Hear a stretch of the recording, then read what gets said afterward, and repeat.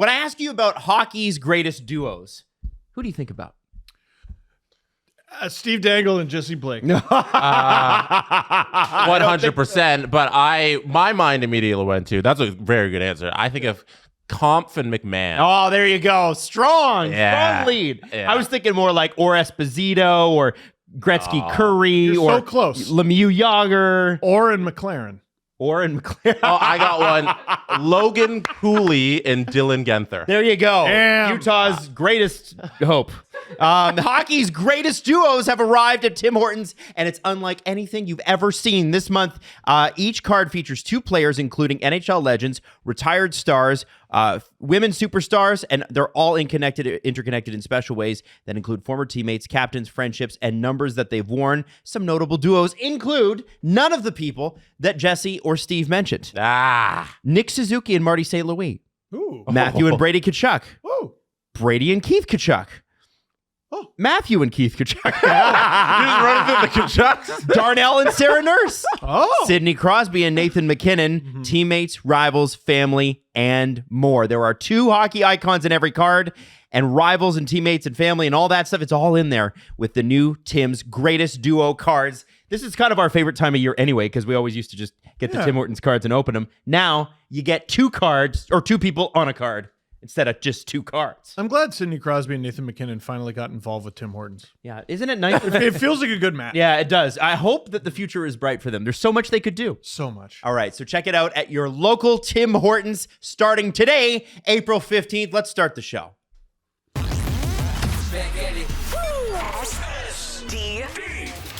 SDP, the Steve Dangle Podcast, with your hosts, Steve Dangle, Adam Wilde, and Jesse Blake.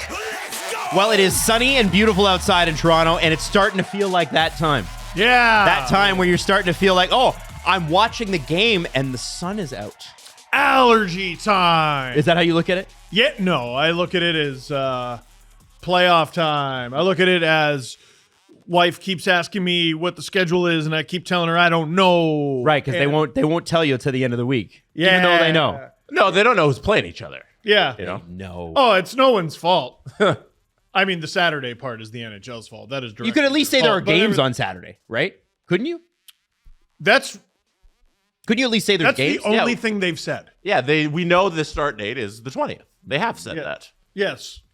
If you had, I'm confused at what you're asking for. I'm asking here. for clarity, all right? Some of us have families. All right? What if they this just is- rigged it and told us? Just rig it. I mean, it's all scripted anyway. It's like professional wrestling. Yeah, Yeah. exactly. Cody Exactly. Rhodes. Yeah. I don't know what that Finish means. the story. Finish the story. Austin. He won the championship at WrestleMania. Oh. He did. I watched it. You paid for a pay-per-view. I paid for it because WrestleMania was going on, and I knew I was going to spend about 2-3 hours trapped under a baby. So I literally just watched WrestleMania under the weight of a baby. Saturday and Crush it. Sunday? Just Sunday. I wish I saw Saturday, but no, Saturday Leafs. I don't remember. Yeah, Leafs. Probably the Leafs. Yeah. That's there you go. Funny how that oh yeah, I was doing my job. Yeah. Hey, Jesse, I just sent you a text. If we can bring this up on the screen, I just think, in the spirit of the season, and this is a very exciting season if you're going to the playoffs. If you're not, it's less exciting. Draft lottery. Draft lottery is exciting. Yeah, we're going to get that real soon, which is exciting. We love that. And I'm just pulling up the wild card standings as Jesse pulls up this picture because they are already setting up at Maple Leaf Square. Big shout out to @Leafs Please Win. No, Adam. What? This could be for the Raptors too. No. Hey, that's mean. Don't be mean. Man, Bad. They're bad right now. Now, I want to say this. We got the whole thing sorted out in the Western Conference. Officially, the Golden Knights have clinched. They made it close, though. no, I don't think they're clenched. They are clinched. They are less clenched. We have one playoff series that we can definitively say is going to happen, which is the Jets and Avs. And the Jets have been on a tear lately. The Avs not so much. I don't know wwhat's going on there. 3-5-2 in their last 10. Yeah, I really don't know what's going on there, and blowing it. Too. Blowing it. You're giving it away. 7-0 loss. They blew a 3-0 lead yesterday. Just a tough look all around. If we're being honest, I think we got, 3 series? That's the only one that's locked. It's the only one that's official, Yes, but I think we're like 97%. See what I did there? Hey. Oilers Kings. Yeah. Once again, Yep. baby. Yeah. Let's It's gonna be go. good. What's that, 3 in a row? 3 times in a row in the first round because the way the NHL does the standings is ass. But we get it 3 times in a row. And, is booty. and it doesn't make me any more excited about it. I'm just like, that's just Nope. you're No. just it's just like forcing 2 dance partners on each other. It's not like I don't see like there being this huge rivalry between LA and Edmonton. I think that they don't like playing each other. But the rivalry for me was like when Drew Doughty and Matthew Tkachuk used to get into it. That was a rivalry. They've got a bit of a rivalry like the Leafs and the Bruins have a rivalry. Yes. One keeps winning. Yeah, that's So it's that's less also true. exciting. What is it different this year? That's the question. The Bruins, with a win tonight, I believe, could lock up Leafs Panthers. They can. And I would say that Dallas Yes. Vegas is pretty close. To That's the other one I was going to when I think we got 3 series that are like 90% there. It's Dallas Golden Knights. That's if Nashville loses their last game Mhm. and Vegas wins their last 2 games, then that's the only way that would change. But Yeah, Nashville just needs to get a point in their game, and Vegas needs to not go 2 for 2. So we'll see. I'm looking at everybody. Well, sorry, one second. Everyone was too busy being outraged about Mark Stone that they forgot to be outraged about Tomas Hertl. Oh yeah, Another guy who was injured and is coming back right before the playoffs, Crazy. just in time to score an OT winner. I want to say this too, guys. I think if I were the Edmonton Oilers, I'd be pissed because they've still only played 79 games and they have 3 more to go this week, and that kind of sucks, I think.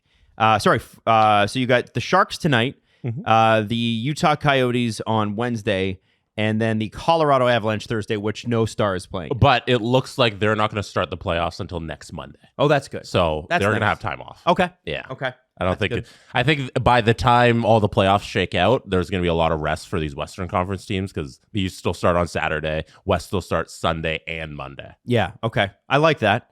I just feel like we're sitting here waiting for stupid news to come out. And then once the playoff schedule that is released, then we can go in and be like, why are these 2 random series starting on Saturday? We've already, a source has told us a rumor, and What's the source and what's the rumor? I'm mad about it. CJ and when the series are starting, and I don't think I should have said that. Well, there was, I think somebody from the Edmonton media was tweeting it out today too. So it's not like it's that closely guarded. You can deduce from when people play to when the playoffs start, when the teams are going to start. You know, Like, I know they Do you know? release them all on the same night, but like Avs Jets, why don't we just know that? Mhm. We should just know that. Just release it. Yeah. Just release it. There's also there's concerts involved. Like the Oilers got a concert on the 20th on Saturday, so it'd be impossible for them to play anyways. And they wouldn't start on Sunday. It doesn't look like so. It's most likely Monday. Just release it. Nah. Just let us know. I As think soon as that you it's locked got down. to wait till it's official. We don't even know that matchup is 100%. We're like 90% No, there. You got to that's, wait. that's why I said Avs Jets. I think you also Just let need us to. know. I also think you need to say that, I get it from the NHL's perspective. It's like one press release is better than 17. Yeah, and also Avs Jets isn't even set who has home ice. They can you literally didn't- they You can swap didn't it. say that. You should have looked at the standings. No, I do a show with 2 friends who have better vision and laptops. They can still swap depending on how their Avs last game of the season goes. I want to throw this at you. The other thing that I'm a little annoyed that they haven't announced yet, because this one seems like a no-brainer, is the NHL draft lottery. We don't actually have a date for that. And You're annoyed? I'm annoyed with that. I knew you were a Habs fan. I'm annoyed with it I because knew I'd like it. to be able to plan for it. Like when will it be? I remember Austin Matthews won on my birthday weekend, which is this past weekend. Or sorry, the Leafs won. Austin Matthews when way back in 2016. I remember watching it and then going out to party because it was back when I used to do that in 2016 and celebrating that night, my birthday, and the fact that the Leafs had the first overall pick, and they were likely going to select Austin Matthews or maybe Patrick Laine. I was working wearing one of my 2 button-up shirts at Sportsnet, Attaboy. and when they won, I screamed and ran around the office, and Damian Cox looked up from his desk and harumphed because I don't know. It was a bit loud for a work environment, but everyone else seemed rather pleased Yeah, well, with how pleased I was. I'm not surprised a career harumphed you. Jeff Merrick wanted the Jets to win just for a T-shirt. That would now. That sounds like a very Jeff Merrick thing. Yeah, it would now be a collector's item. But it was basically Austin Matthews was going to be the first overall pick. He's from Arizona. Winnipeg gets the first overall pick. So the shirt would be, "You take our team, we take your children." Oh, Yeah. That's aggressive. wow. Aggressive. That is a really aggressive shirt. Yeah, I don't know. I've never heard about that. I don't know how many No? of those you'd sell. Yeah. I mean, I think the phrasing needs some massaging. Yeah. Personally. Adam, to answer your question and move off of this T-shirt, Why? the draft lottery, Frank Saravalli was saying it's going to be either the 6th, 7th, or 8th. So there you Of go. May. Of So it's May. later. Yeah. Daily Faceoff actually posted the odds.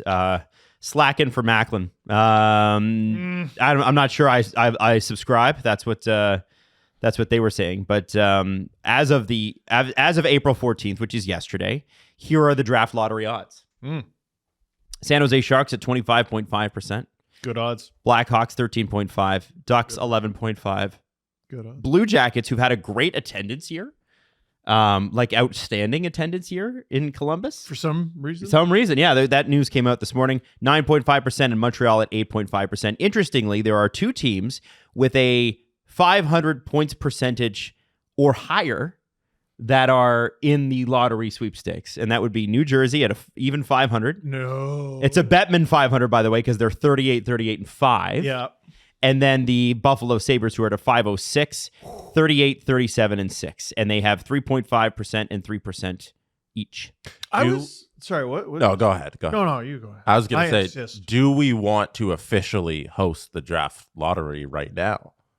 Yeah. Because tankathon.com Oh, yes. has the draft lottery simulator. Let's go. And we can do the official results. Okay. I want to do it. We should do this once every show until they do it. Yeah, I'm into it. Okay. All right. Yeah. All right. So you get to be Gary. Okay. So walk up Not there, Gary Glenn, Gary Bettman. pull the ping pong ball, and I'm keeping this team here for 25 years. Okay, go. and I'll hit the Sorry, sim what- lottery what- button. Maddie, if you want to bring this up.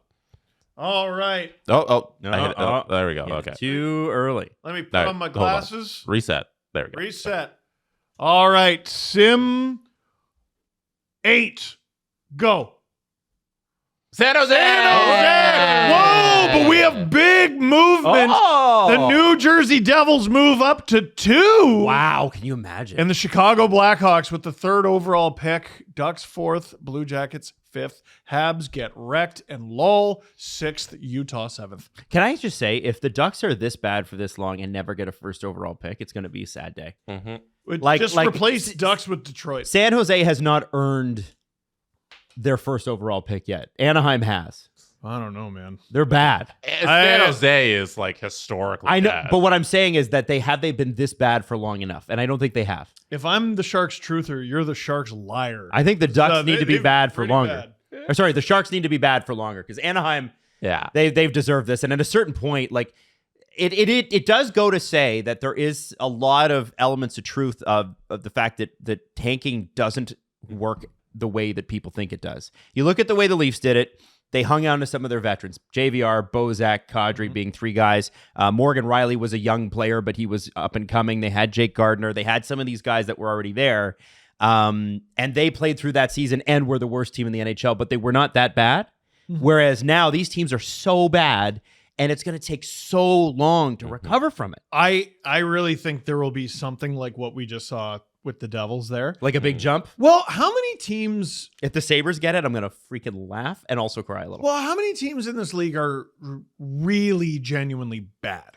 3. Bad with no prospect of being good anytime soon. San Jose, Chicago, Anaheim, and I would put Columbus in there too. Columbus is a fascinating one. They're a disjointed, poorly coached, poorly managed team. Yeah. Until they change that, Well, when they you have put it talent. like that, They have talent. I think Jesse's pretty close. I think it's 3. 3. Because I can't really include Chicago. Like they have Connor Bedard. I know, but and Frank Fraser. outside of Bedard, it's kind of a Okay. wasteland. But they're also competitive on most nights. What about the Coyotes, who are bad but have No, a ton of draft The picks? Coyotes are going to go to Utah, and it's absolutely depressing. They're going to start buying, and they're going to be really good because they have a shit ton of draft picks, a lot of young prospects, and if they just spend money, and they'll be amazing. And they have an owner that wants to spend money. It's going to be awful. Who, by the way, now that the Coyotes have moved, who will general managers call when they get into cap issues? Ghostbusters. Chicago's still there. They've been taking Yeah? salary for a little bit now, and Because it's like, are you going to be able to get rid of the Datsuk and the Pronger and the whoever else had ended up in Arizona the same way? Carolina's always happy to throw you an anchor. Like, Yeah. somehow they're like always in contention and also like find a way to get involved in these deals. Yeah. That's such a good point, though, because a lot of, I assume, what the other 31 owners are looking at is you had a team who is literally not trying to be competitive for money reasons. Yes. And you're trying to get that out of the league. And Yeah. that's what they're successfully doing here. I've listened to so many shows about the Coyotes recently that I don't remember which one this is from. It's either CJ Show, Agent Provocateur, or 32 Thoughts. The fee that the league is going to pay, Ryan Smith. yeah, Ryan Smith is going to pay the league is going to be dispersed amongst the. That would be AP. That was AP. Mhm. There you go. Oh. It's going to be dispersed amongst the rest of the owners. So they're all going to get like, I don't know, what, $30 million? No, Just under. No, because it's the expansion fee is 1.3 billion, and they're buying it from NHL. Borrello for 1 billion. No, but the expansion fee that Smith is paying is the $300 million on top of that. Yeah. So that 300 mil will be dispersed. Yes, the rest yes, of it, yes. Divided by 31. 31 guessing. teams. Yeah. So Yeah, so it's not that. no, much, it's not is what 30 I'm- million. It's like 10 million. That's what I was trying to say. Yeah. I was like, Wait. you're way off. 10 times 30. Yeah. And I'm pretty sure they haven't determined yet if Vegas and Seattle will be in that, because if you remember when Seattle came into the league, Vegas was excluded from the expansion fee because they're a new team and they don't get it. So it was dispersed amongst the 30 owners. So this time, I don't know if Seattle and Vegas, those owners, are going to get their cut of that. It's going to be like, what, $12 million each? Why did that excite me Sorry, like it mattered? 10 million bucks each. It shouldn't have. I don't get that money. I It's do not think mine. I do think that's the owner's way of getting their money back after supporting this franchise for so long. By the way, Vegas and Seattle have come in and been competitive and spent money. So just based on that, I feel like they deserve some of this. Yeah, but you're not a part of my No. club for as long. Yeah. You might be rich, but you're not in this rich club. Yeah. Yeah, you're right. You're right, Jesse. And you know what? There are teams like the Leafs and Blackhawks and Rangers and some of these big money teams, Boston, Detroit, who have paid this for the entirety of the franchise's fall into whatever it is now, whatever you'd call it, right? So, What a mess. especially the Leafs and Rangers, who are the two highest generating revenue teams, they are the ones that have paid the most for the franchise. And so I wonder if they do that dispersal on a sliding scale. So they look at it like, okay, this team paid this percentage. No. That's too tricky. Dude, if I was MLSE, I would get that anal about it because Yeah. I'd be so mad The lawyer. that this has happened. The lawyer's got to lawyer that up. I think so, but that's what I'd be like, I hired the best lawyers in this entire country for this. And if I were Gary Bettman, I would tap you on your pretty little forehead and say, alas, no. And just And it's only like, spread it out. it's funny because you say it's only 10 million. That's great for all of us, but like $10 million to $1 billion franchise. That's not It's like, true. I said it's only 30 million. It's true. And I It's was not that wrong. much.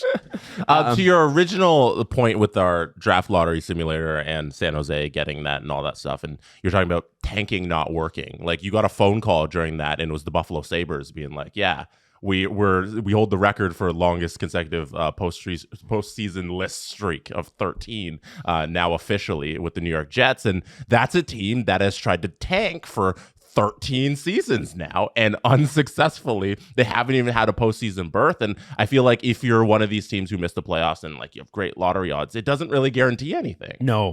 Unless you hit it like we hit with Matthews plus Nylander plus Marner plus everything kind of fell into place, then tanking worked. But you could also end up like Buffalo, where you don't have anything to show for it after almost a decade and a half. Silver lining with the Buffalo Sabres. I know Sabres fans are very down on the Sabres right now. They didn't try to tank this year. No. It worked out that way.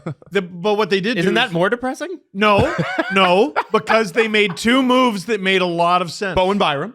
Bowen Byram for Casey Middlestat. Middlestat, you're not going to keep him. Mm-hmm. And Byram makes you have It's 3 defensemen who are top 10 picks in your 3-4 years down the line. It's easily conceivable they could have the best D-core in the league. 3-4 years. Do you see what you're saying, though? No. already Yeah, but they improved over the course of 3-4 years. No, but to get there, what about the previous Right. 13? yes. You're still doing in a couple years we're Damn. going to begin. You did that 5 years you're ago. right. You did that 7 years ago. You did that 10 years ago. Yeah, and I'll tell you, when the Leafs made the playoffs in that crazy game where Connor Brown scored the game winner against Pittsburgh in 2017, that was a crazy game. And I've never forgotten it, and the stadium went nuts. People were saying before that, oh, well, like if they don't win this game, because Leaf fans prepare for the worst, if they don't win this game, it's like not on this group. It's not their fault that they've missed the last, was it 13 seasons except for one? And my point is, yes, it is. Because it doesn't really matter that this particular player wasn't there. The jersey that they're wearing and the fan that is paying was. That was and also so it my point. actually is on, unfortunately, you put on a Buffalo Sabres jersey, the history comes with it, just like with the Leafs. And I think, I agree with you guys. I think this is going to be a spectacular team. I think they'll be good as next year they're going to be in the playoffs. Like, I don't think the race for the bottom of the East is going to be so easy next year. I don't think we're going to have a bunch of teams, which like we do right now, tied at 87 points. Like, how is it that Who's the supposed to playoff go cutoff first? is going to be like 91? Who's supposed to go first? Like, usually we hear about them around this time. What do you mean, first overall in the draft? Yeah. Macklin Celebrini. No, next year. Oh, next year. Oh, That's what I'm Scott Wheeler had somebody that they had mentioned. Yeah, but he's a nerd. Yeah, He's what a supposed- nerd. What does Like, he know? everyone's talking about it. Yeah. You know what I mean? Well, I think right now it's not time to talk about. Taylor Hall was well over a year ahead of time. No, we're talking about Celebrini because he's supposed to be amazing. That's what I'm saying, though. Like, is there like a worse draft class is less incentive to tank? Unless you're the Raptors, then go for it. Mm-hmm.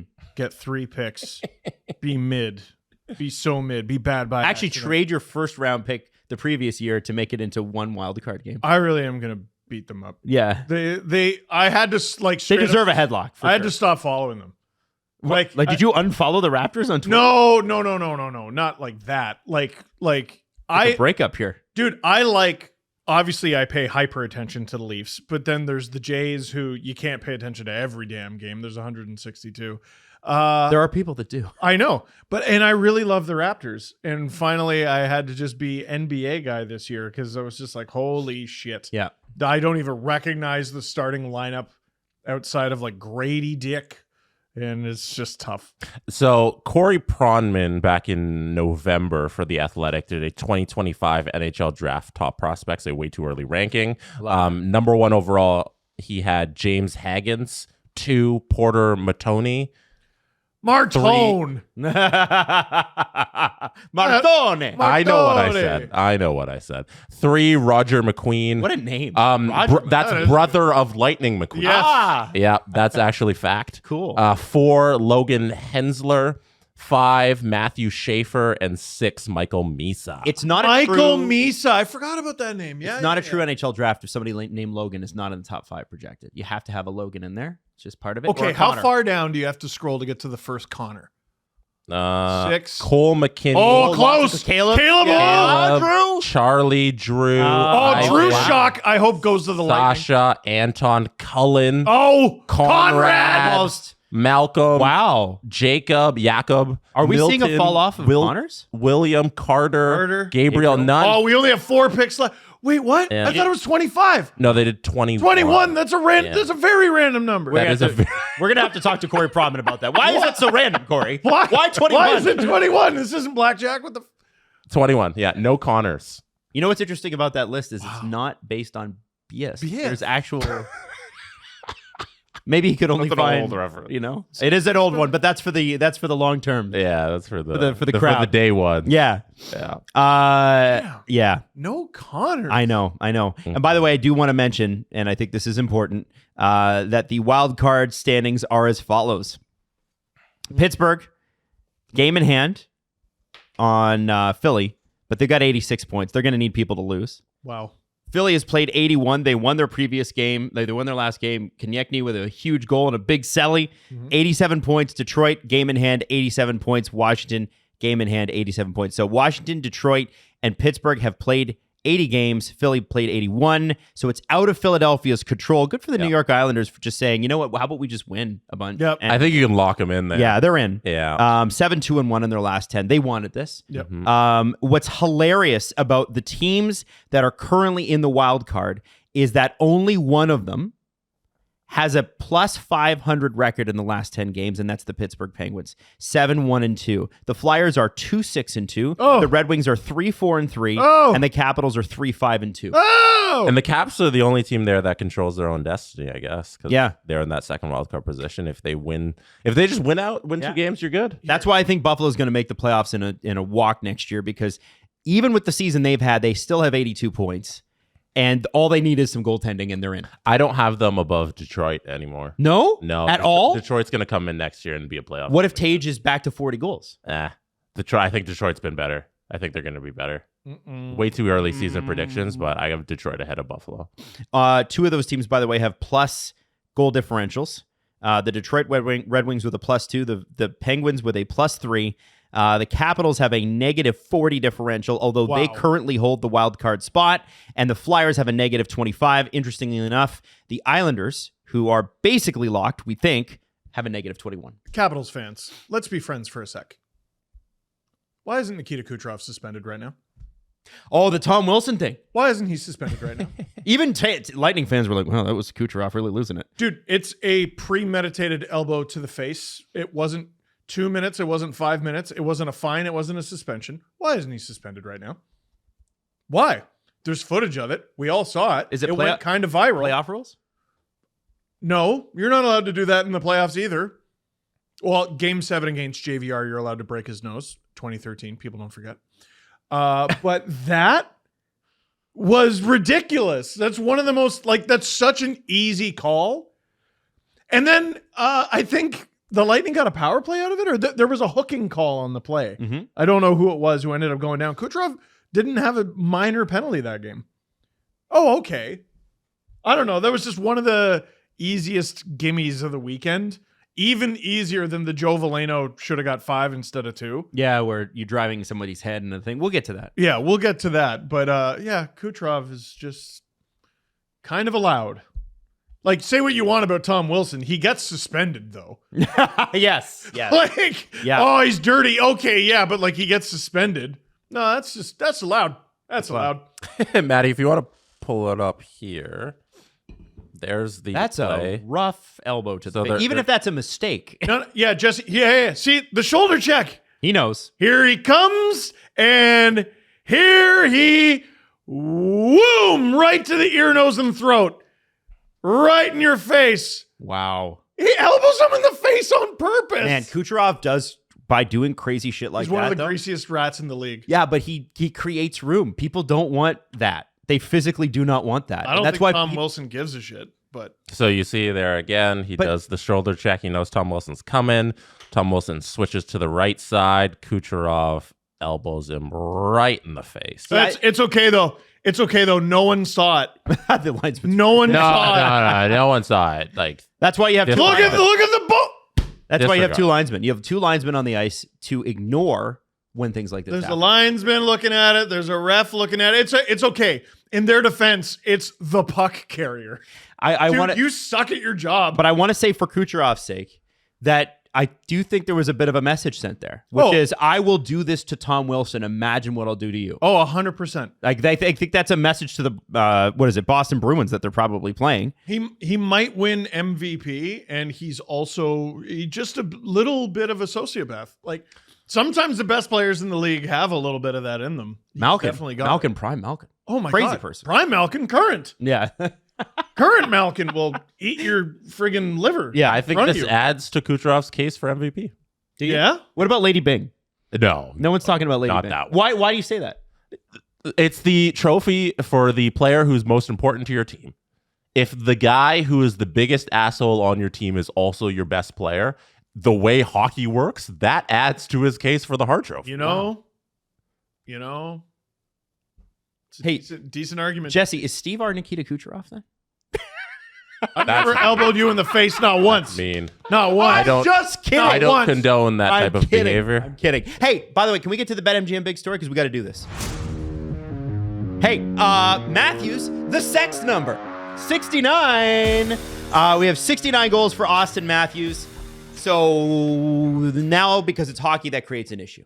Like in no other sport could a player on the precipice of greatness create so much negative publicity. And it starts with Sheldon Keefe. And I sort of get it, but this is such a hockey thing and it drives me crazy. And this, trust me, we're getting to the point here. But Sheldon Keefe expressed this weekend that it did create a bit of a distraction, that even Keefe moved off his own game plan, called the timeout, which I thought was a great move by the coach. I did too. To keep Austin out there towards the end of the game with the power play. Give the people what they want. It's hockey night. Absolutely. And he was talking about, well, the fans, every time Matthews got out there, the fans were excited. And it's like, yeah, that's good. Yeah, but like, don't act like him scoring 70 wouldn't have just been a lightning bolt to the rest of your team. It would have made your job for the next 2 games easier because now you don't have to play him. Like, yeah, he embedded Matthews getting 70 goals into his strategy because honestly, he should have. Yes. But he didn't, and now there's a problem. So question, Steve and Jesse. I want your answers and then we debate. For the BetMGM big story. Do you play Matthews 2 times if it gets him to 70? So there are 2 options in this. Okay. He plays 0 games this week in Florida and stays at 69. Yeah. Or he plays 2, gets the goal in the second game. So he has to get the goal in the second game. There's no option Florida. where he only plays No, one. there's no option in this where he only. So because, and I want to remind you before I say this, before I get your answers, Patrice Bergeron chose to play against the Montreal Canadiens in Game 82 last year, a game where he, on the record-breaking, unbelievable, unstoppable Boston Bruins, hurt his back and was not the same against the Florida Panthers throughout the series. It hurt the Boston Bruins. Obviously, there were other issues, goaltending injuries, etc. But the Boston Bruins, who broke all the records last year, didn't get out of the first round. So you guys got to be the head coach now. We are guaranteeing that Matthews hits 70 in Game 82. He will not score in Game 81 in this hypothetical scenario. What do you do? Do you play him or do you rest him? No one's going to like this answer. Sit him. Steven. I know. Why? Why? Because of all the reasons you just outlined. Jesse. Don't set me up for the right answer and then scold me for it. Jesse. It's such a tough one because like my mind goes to, you can get injured in Game 1, you can get injured in Game 82, but Game 82, everything's solved. Yes. In Game 1, Nothing's solved. So like that logic, I'm trying to fight against myself for I mean, using you got to that play argument. You got to play at some point.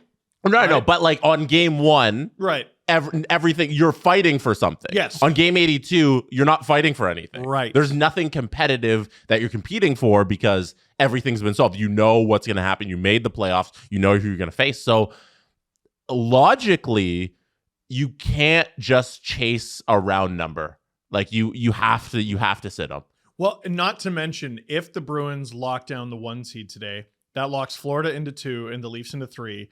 It locks the Leafs in Florida into we know who's playing where and when.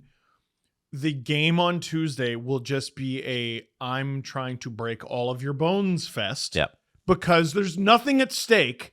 There's nothing at stake other than softening up your first round opponent. Why wouldn't you just staple yourself to Austin Matthews and cross-check him in the vertebrae? Especially if it's the Panthers. Yes! So now I gave you a hypothetical, guys. Is there a world where you speak to Austin and go, listen, we're not playing you against Florida? And I think the reasons are obvious. We will play you against Tampa. And as soon as you score, if you score, you don't play another shift.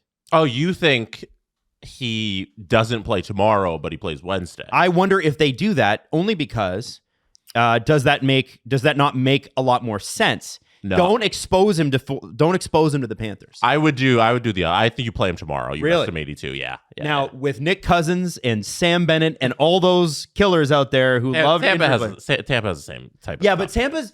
Tampa's different because they're playing Boston and they don't want to get hurt either. I think Adam's right in that Wednesday is going to be two teams who Don't are care. like, you know what? I got bigger fish to fry right now. I don't care about you. You don't care about me. We don't like each other. We don't have to like each other. If we meet down the road, we meet down the road.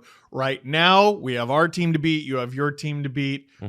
Let's play some AHLers and get the hell out of here. That's the easier game where everybody's doing it. It's like Right. And you put preseason. Matthews in that game. Yeah. To play That makes against, to score his 70th of the season against, I don't even remember. Jonas Johansson. Jonas Johansson or Matt Tompkins or whatever their names are. Yeah. Boys, girls, children of all ages. I don't think it's happening. You don't think so? That was going to be my next question. Jesse, do you think 70 happens? Yeah, I think he plays one of the next 2 games. I don't think he sits both games. You don't think he plays again?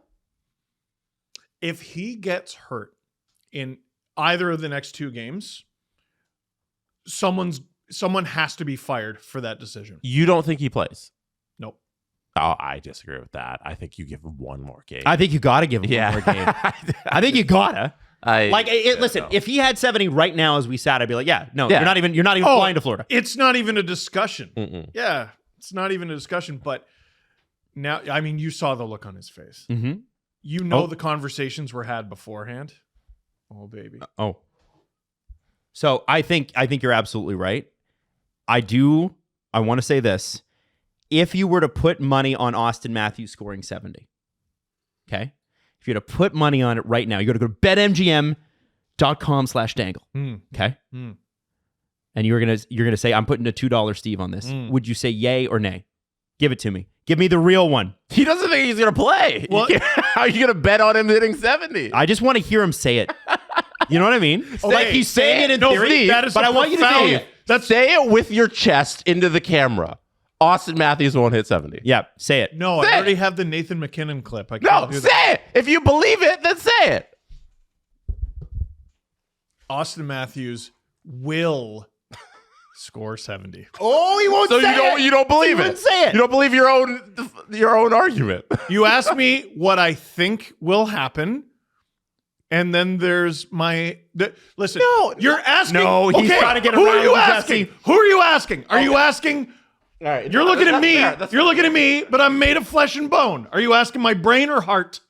Steve, I am asking. Steve who?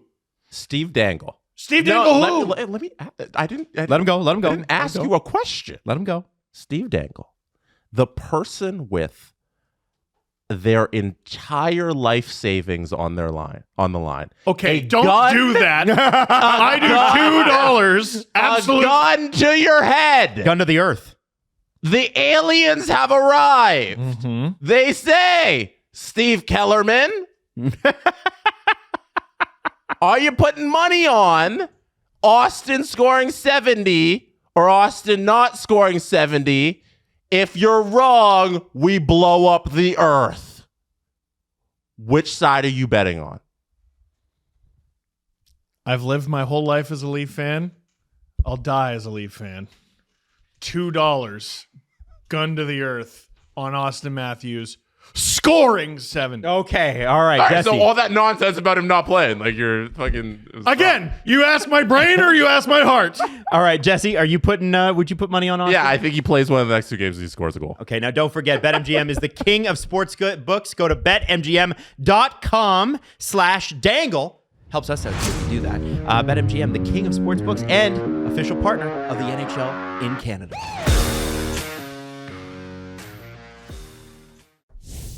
Hey, this show is sponsored by BetterHelp. And listen, it's playoff season. And, maybe it's actually technically not playoff season. This is the weird week before playoff season where players go down and get injured and you get sad. This isn't the ride. This is the line before the ride, which I always thought is worse. It is, especially Way worse. Especially if you need a little bit of a pick-me-up. And listen, it's been a long winter. The economy's tough. Or, sometimes it's just like I'm sad and I'm a fan. Could be that too. For whatever reason you need therapy, we want you to give it a try with BetterHelp. Remember that you can get matched with somebody very, very quickly through this, a lot faster than other therapy. As well, you can, you could comment on, or you can talk to each other via text. You could talk via phone and you could talk via FaceTime. We want you to find your social sweet spot with BetterHelp. Visit BetterHelp.com today. BetterHelp.com/STP gets you 10% off your first month. That's BetterHelp, HELP.com/STP. So the rest of the weekend, as far as the Leafs go, not good if your name begins with Mick. McCabe, McMahon, both suffering injuries. McCabe will be no, listen. It's quite the theme. It is a theme. McCabe will be fine. McMahon, we don't know. And he's not skating today. The knee thing is always a bit scary. I'm hoping that he's okay, Lower body. but we just don't know. But it looked like knee hyperextension. Yeah. I hope it's not. And he's so fast too. God, every time I watch him, I'm like, what was everyone missing? You know what I mean? I think there's probably a lot of players like that, though, that have the skills, but it's like, have you put this together? There's a lot of good hockey players. I don't know if he's playing all that different. Like, every time he took the ice, even last year, I was like, hey, this player rules. Right. Right? I don't know. So he's added such a layer of depth, like defensively too. Like he can be trusted in all situations. Nick Robertson's surge and the fact Cal Yarncroke appears to be coming back makes the loss of McMahon stomachable. But boy, the playoff lineup looks a lot better with him in it. I think so too. And I wonder if it's one of those things that they've been tight-lipped about it, but I wonder if it's one of those things that it's like, oh, he could be ready by game 3 or game 4. Well, what if it's something like he can play fourth line? Like you gotta manage his minutes. And instead of Nyes playing fourth line, you just swap their roles. Well, and okay, but is that Bobby McMahon? Like, are you able to use that Bobby McMahon? Remember years ago, Zach Hyman? Well, Tyler Johnson even years ago when he was playing for the Lightning, and it's like he had a bad wrist and it was like broken, and they put him in the lineup, and you said, is 50% of Tyler Johnson better than whoever else you have? It was I want to say their healthy scratch at the time was like Vlad Nemesnikov, and I was like, okay, who's better, Vlad Nemesnikov healthy or Tyler Johnson with a broken wrist? It's probably Vlad Nemesnikov, let's be honest. So, like, who's better, Bobby McMahon or Nick Robertson? No, that's not the question, is it? Bobby McMahon with a hyperextended busted knee or Nick Robertson healthy? And the great thing about Nick Robertson is that he has come on very strong lately. Oh, so boy. that's actually a fantastic thing to have. And right? sticking up for Liljegren, too. I love that. He's got to be one of the smallest players in the league.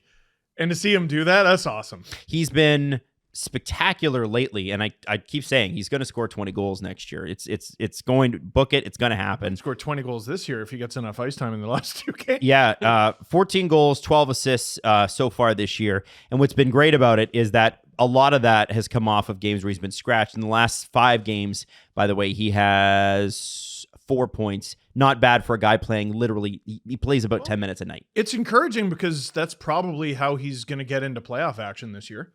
Is coming off coming off the bench. You're coming out of the press box as a healthy scratch, right? So it's good. A lot of Nick Robertson fans in Leafs Nation. A lot of people rooting for this guy. Why wouldn't there be? Why? Like I know we had conversations earlier in the season. He was a little disappointing, and he gets injured again, and you start wondering, maybe that's it. Like maybe that's as good as this gets. We've seen enough evidence that we know it's an act of insanity to trade this player. Keep him, re-sign him, develop him. If it doesn't work out down the line, it doesn't work out. But all roads point to this kid's going to rule. Yeah. Keep him. Do you think he looks good on a Tavares line? Would you put him with Tavares Nylander? I would. Or do you put Yarncroke up there, which Yarncroke played a lot next to Tavares? I'd probably rather do that. Like I wouldn't prefer Nick to play that much, but like also he shouldn't be on the fourth line. So really you're just looking at third. You're looking at Holmberg, Robertson, blank space. Maybe Nylander, and then Marner's up with Tavares. Because Domi, by the way, is not skating at practice today either. It could be a maintenance day. We don't really know. So then Nyes or Yarncroke fills the Bobby McMahon slot. And Nyes has looked good, although his whistle has not. I think Holy shit. there's a lot of sticks and a lot of holds in Matthew Nyes' recent pass, and he's got to clean that up. I think it all comes back to the cardio, the college cardio. I think next year he'll clean a lot of that up. Because they're playing half the season the NHL guys are? Yeah, like he's dude, like he breathes heavy out there on This the is ice. his Man. first full season playing 82 games. Like he's never done this before, and we're not giving him enough leeway for that fact. He's a rookie. Yes. Like Matthew Nyes. Okay, he was in the playoffs last year and everything, but this is his full season as an NHLer, and he's still getting used to it. And not just his full season in the NHL. His most common line this year was the first. Mm-hmm. Like His so life he's- was made easy. Yeah. Wait, what? His life was made easy You playing think on the so? first No, line. like I think easy to get his cookies, but like that dude's playing way too much. Or like at least during that stretch. Right, He was right. probably playing way too much. Fascinating player. I like how he's played recently. He doesn't look tired now. No, because I think it's eased off, you know? He Like also- they set him up to have success. You know, you play him with Matthews and all that stuff, but it's clearly too much for him at the moment because it's his first year, and now he's probably in a role that more suits him. And it sucks that you go from the first line to your fourth line, but it's probably where you should That's be also right being now. a young player, right? Yeah. There's so few players you can look at and say, like, look at on the Leafs and say they've had a worse second half than first. They all seem to have progressively gotten better. I agree with that. Nylander's maybe the only one just because he was like, top 5 in NHL scoring for the first half of the season, and now he can't friggin' buy one. But I think he's still playing well. Mhm. Like McMahon, Samsonov minus. Like, Jomi, 4 Bertuzzi, periods. Reeves, like All they of all them. look good. yeah. Yeah. Like, and well, I was going to say Brody, but Not he's Brody. just sort of been bad the whole time. Yeah. Yeah. Outside of Brody. Nice to see him score though. Outside of Geo as well. Yeah. Some of the, you know. Yeah. You want to nitpick. Yeah. Well, exactly. I think you'd have Also every right to nitpick TJ Brody and Morgan Riley playing together on Saturday night from time to time, and it's just like it's so plainly obvious. In that first goal, I mean, I know Sammy didn't have a great game. I get it, especially goal 4. If Sammy doesn't let that squeaker in, the Leafs win the game. Mhm. But the reality is that Riley Brody give up too many opportunities. They don't mesh well anymore. Why do the Leafs continue to do that? And that wasn't because they were set together. That was No. because McCabe went out. Yes. Right? And they had to. Liljegren. But you Sorry, don't- Liljegren went out. But then Yeah, but you still don't have to do that. You still have 4 other choices that you can make to play with Riley. Anybody. Try Edmondson. I hate them together. I really do. I genuinely hate them together. But you're playing with 5 guys. The amount of times this season the Leafs have lost a defenseman in the first period of a game is insane. And I've been pointing this out since like Christmas.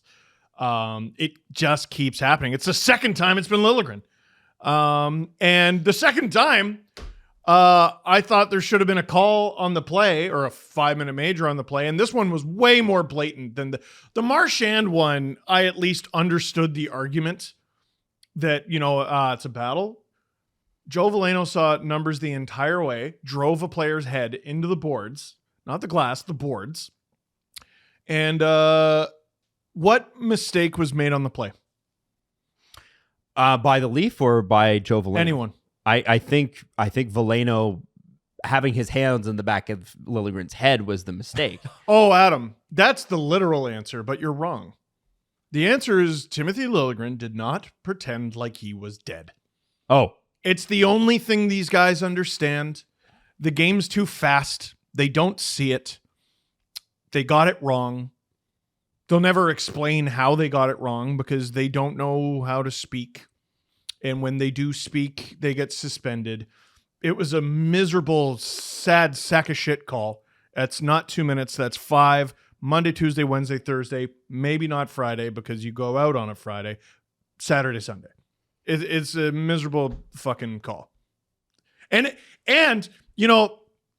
you point that out at first intermission and no one wanted to hear that because the Leafs just allowed a shitty goal and they were down 4-1.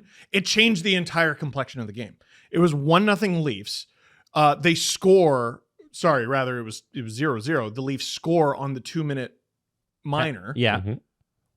The Red Wings tie it when the Leafs should have still been on the power play. Yes.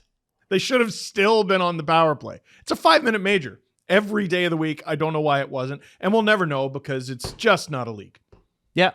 I think it's also a shame too that it's Timothy Liljegren both times. Brad Marchand early in the season, Joe Veleno now, and you know, I know he got up and he skated and he was in pain and whatever and had to go off because of the concussion spotter. I would argue the Leafs were penalized more by the fact that Timothy Liljegren had to be concussion spotted after that. They had to take him to the room and check on him and make sure he was okay. And that pulls him off the ice. Yeah. I honestly didn't think. I was like, "Oh, Liljegren's done for the next month." Yeah, me like, too. It was so dangerous. Yeah. Yeah. So it's a 2-minute minor. Also, they pull him out of the game. Well, at least someone saw the hit. I'm glad the concussion spotter saw the hit. Ref saw a guy down and just made a guess. They just made a guess. Yeah. Yeah. It's a miserable. Well, and what they could have done was call the major first and then call it back. They have a get out of jail free card. If they didn't feel like that was they could have just called the major and go, oh, let's have a look at that. No, it's ego. It's ego. No, I don't need to review it. I'm smart. I'm in the NHL. I don't need it. Yes, you do, stupid. You got it wrong. Like, I listen, I know who I cheer for. I know my biases. I do my best to take those blue glasses off, cool down, do my breathing exercises, try to look at it objectively. Write it down in crayon and explain it to me like I'm 5. But I think if you 5 take that and compare that to Nikita Kucherov too, right? It wasn't even the worst call of the weekend. Both of those were bad, and it's interesting because there hasn't been any fines or suspensions or any talk of it. It's fine. It's all good. Don't worry about it. But hey, someone did do something unforgivable. Is that Mitch Marner scoring the easiest goal of his life? And I was thrilled for him, by the way. No, it was Kevin Shattenkirk got a fine for unsportsmanlike conduct. Did he yell at the ref? I don't know what he did. I assume that's what he did. And how dare him? Oh. It's not a league. The Leafs have rebuilt, or at least they've begun the process of rebuilding Matt Murray. He was loaned to the Marlies on a conditioning stint. Now, did not have a great game. No, he did not. He allowed 5 goals in under 30 shots. But They won. in the shootout and clinched a playoff spot. So good for Matt Murray to see him back and playing. And he's 29 years old now. Hasn't played a game since last March. Dude. For him to be here. I mean, listen, if you look at his numbers last year with the Leafs, even playing on the injury, 14-8-2 with a 903 save percentage. A 903 save percentage is a NHL goalie this year. That's average. He was you just never knew what you were going to get. Because he was hurt. No, but like he had a few games he stole. And then a few where you're just like, all right, put a shooter tutor in net. Like it's funny. Like didn't he have a stretch where it was like 4 goals every game? Mm-hmm. And like they weren't miserable games. Like you wouldn't really come out of the game and go, well, that's all his fault. Kind of like Sammy on Saturday night. Not all his fault. Yeah, but then the streak goes on for long enough and you're like, can you stop some of them? Yes, agreed. You know? And that's what I would say with Sammy. By the way, there's a really great piece in The Athletic. I think it's Jonas Siegel that did it with Matt Murray, him coming back and the passing of his father, who was an enormous Toronto Maple Leafs fan, and why Matt Murray was so excited to be here in the first place. Mm-hmm. So I think you should check out that story. But I want to talk Sammy for a sec, guys, because I tweeted in the first period, I'm like, we're going to hang a lot of this on Sammy, but like the Leafs are hanging him out to dry. And then he let in the 4th goal. And I was like, well, thanks, Sammy. At a certain point, everybody who responded to my tweet was right, which is you got to stop something. Yes. And he did. But I felt like, I'm like, oh God, Monday, that's going to be a story. But the way he played in period 2 and period 3, I don't know that it is.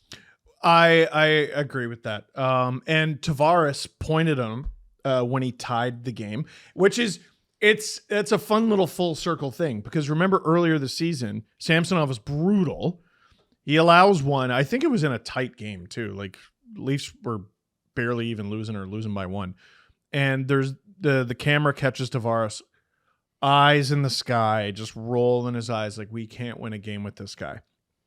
The point to Sammy when they tied it, to me, suggested during first intermission, the discussion was, we left Sammy out to dry. And they did. Like, okay, yeah, he allowed one bad one. Were the other ones that bad? He allowed 3 before that, and it's like John Tortorella, you'd like a goddamn occasional save with John Graham. Oh, they're all point blank. Like point blank.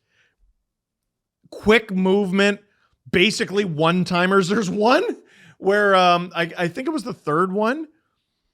He stops the puck how you're supposed to. Mm-hmm. Like he's trying to direct it away. DeBrincat is right there, being DeBrincat, and no one is between DeBrincat and the puck. I think it was on the power play. Man, like I knew it was 3-1. You could have saw my reaction live on the SCPN YouTube channel on our watch along. When they were down 3-1, I wasn't like, oh, Sammy. Fourth one was Sammy. Right. And because by virtue of it being 4-1, I panicked and I went on a big rant about him because, it's 4. But then I thought about it throughout the intermission. I'm like, is it 4 or is it 1?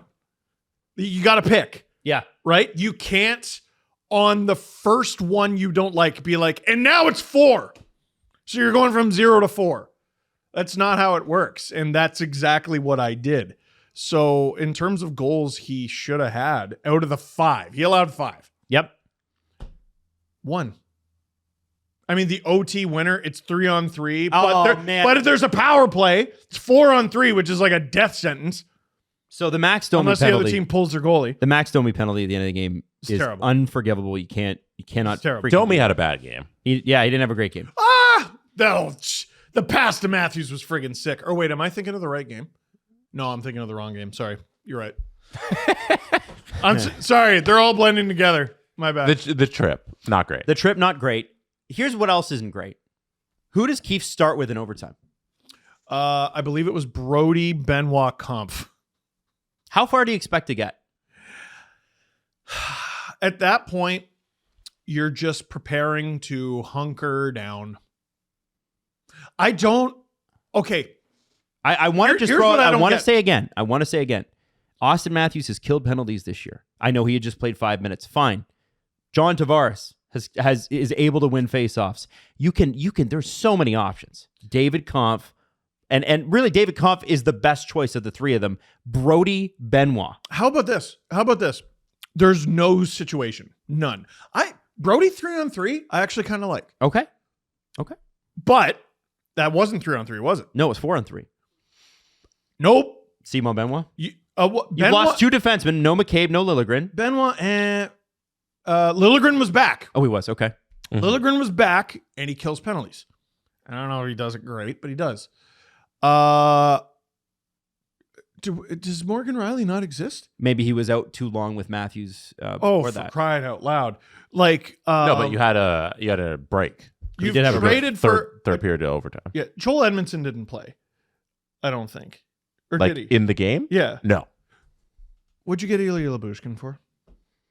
I thought stops like that, but I don't think we've seen Lyubushkin in overtime ever. Now you might say, well, there's Benoit. So you might say we'll get Brody out there for some mobility or whatever. Well, then what's Benoit out there for? There's an argument that you could have gone with 2 forwards. I don't know. What about Martin or Kampf? That's kind of what I was thinking. Yeah. But like the first face-off is so important. I don't know. If that's the best you can do, this is our lockdown overtime hero penalty kill. Maybe you didn't do enough at the deadline. I think it's a lot less relevant now that the playoffs are coming. How many times are you gonna have a 4-on-3? Mm-hmm. We'll see. There's been a lot of times where the Leafs might have won a playoff series if they got a damn power play goal. Yeah. We'll see. What? I'm talking about the penalty kill. Well, no, sorry. I'm talking about special teams. Like special teams, even though murder's legal in the playoffs, they matter, right? I'm talking about power play. I'm talking about this specific situation where it's 4-on-3 in overtime. I don't think comes up very often. Right. I'm gonna forgive Keefe for them allowing this goal. Yeah, but it's just one of those things where like, oh yeah, you trust Brody to kill penalties, and I'm like, okay, well, what if you stopped?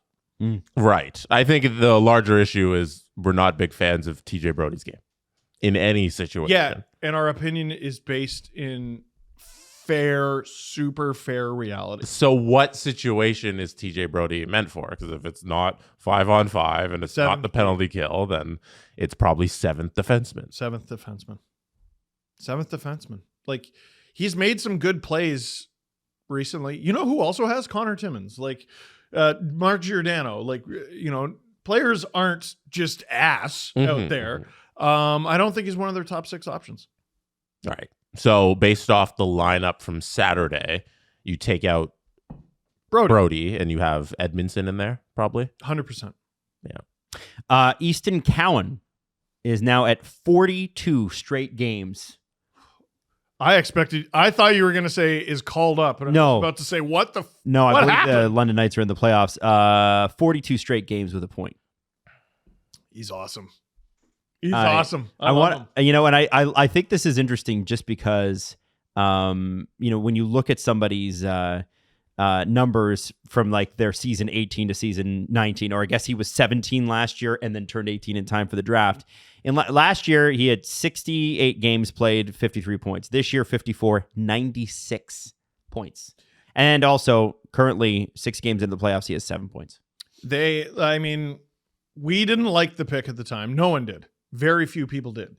But the number one defense of the Easton Cowan pick was, look at how he improved throughout the season. And I did a breakdown of this. I don't have the numbers in front of me, but when I did the video from when he was drafted, if you broke his season down into quarters and then had the playoffs, he kept getting better in terms of points per game and shots per game. And here he is, just continuing that, and not just continuing that. Like, he's a friggin' monster out there. It's not like he's goal sucking here. This is a guy that is dominating play. He's dominant. How is he leading the London Knights in scoring? I will check that for you right now. He must be. No, Denver Barkey. Why is Who that is guy that? not? Why is he not in the WHL? Round 3, 95th overall selection last year of the Philadelphia Flyers. Is he? Oh, wow. now? He had 59 points in 61 games last year. Now 102 in 64. Gosh. Yeah, pretty crazy. Has crazy. Cowan played fewer games? Yes. Yeah, because he World Juniors, right? Yep. Okay. Wow. Dude, he's a great player. I can't wait to. It's going to be exciting. I think I was talking to Scott Wheeler about it earlier, and I hope Scott doesn't kill me for this, but Scott is of the opinion, at least he was a couple weeks ago, that Easton is going to play for the Leafs at least a little bit next year. Like out of camp. Yeah. I would believe that. imagine. Yeah. You get that little stint at the beginning of the season. Yeah, which is kind of cool. I mean, the Fraser Minton thing at the beginning of the season was a bit odd, but also That's fun. they're free games. Yeah, You know why what I not? mean? Like, so wait, what do you mean? I get a player who makes dirt, and also if I don't play them above a certain amount of games, their contract slides. Mm-hmm. It's a bit of a wonder why more teams don't try it. Yeah. I feel like most teams do. Like, I don't know, was Fraser Minton confidently an NHL player during those 4 games or whatever he played? No. Mm-mm. But he was fine. You got to see what you got. You and get then to see what you you send got. it back and you're fine. You also get to see how far away he is. Mm-hmm. I don't think there's anything wrong with learning that a player shouldn't be in your lineup, especially that early in the season, and when you expect your team to be good enough to overcome 4 games with a WHL player. 4 games. Mm-hmm. That's it. You know, they won a few of those. Mhm. Like, I don't know. I got faith. My new favorite player is Denver Barkey. Yeah, what a Because name. of the name? Denver Barkey is he's going to be a star for Yeah. the Flyers. They got a good one. Denver Barkey sounds like a cowboy movie, but all the characters are golden retrievers. It's too bad Cutter Gauthier didn't stick it out in Philadelphia. Denver Barkey and Cutter Gauthier could have been on the same. Damn. Could have been the same team, same lineup at the same time. Good names, That'd be all-star names. good cop, bon cop movie. Nicholas Mattinen, who is a former Leafs draft pick from 2016, has signed a 1-year, 2-way deal starting next season. Now, if you don't remember him, he was a Mark Hunter special. 6'5" London Knight, teammate of Mitch Marner at one point, has gone to the DEL and had a really good season. And actually, somebody on my LinkedIn messages were like, "Hey, have you checked out this guy?" Blah blah blah. And then literally the Leafs signed him like 24 hours later. He's like, "Well, I guess I'm going to the show. I'm a genius." This guy. But every single defenseman that Brad Treliving has brought in his time with the Leafs is 6'1" or bigger. This also coincides with Cade Weber, and that includes John Klingberg. Like everybody has Poor size. John Klingberg, everyone forgets. Yeah, but Cade Weber 6'6", Nicholas Mattinen 6'5", and is having a good year in the DEL. Apparently, according to Jack Hahn, anyway, his best work is neutral zone and offensive zone. Is going to have to work on his defensive zone retrievals to get a call up, but the Marlies, at very least, are going to get a lot bigger next year. Straight up too good for the DEL. He led his team in goals and points as a defenseman, a right-handed huge defenseman. 46 points, 52 games for the Strabling Tigers. Nicholas Mattinen from, you guessed it, Ottawa. I had to look that up. I thought it was odd that the Leafs didn't give him an AHL contract.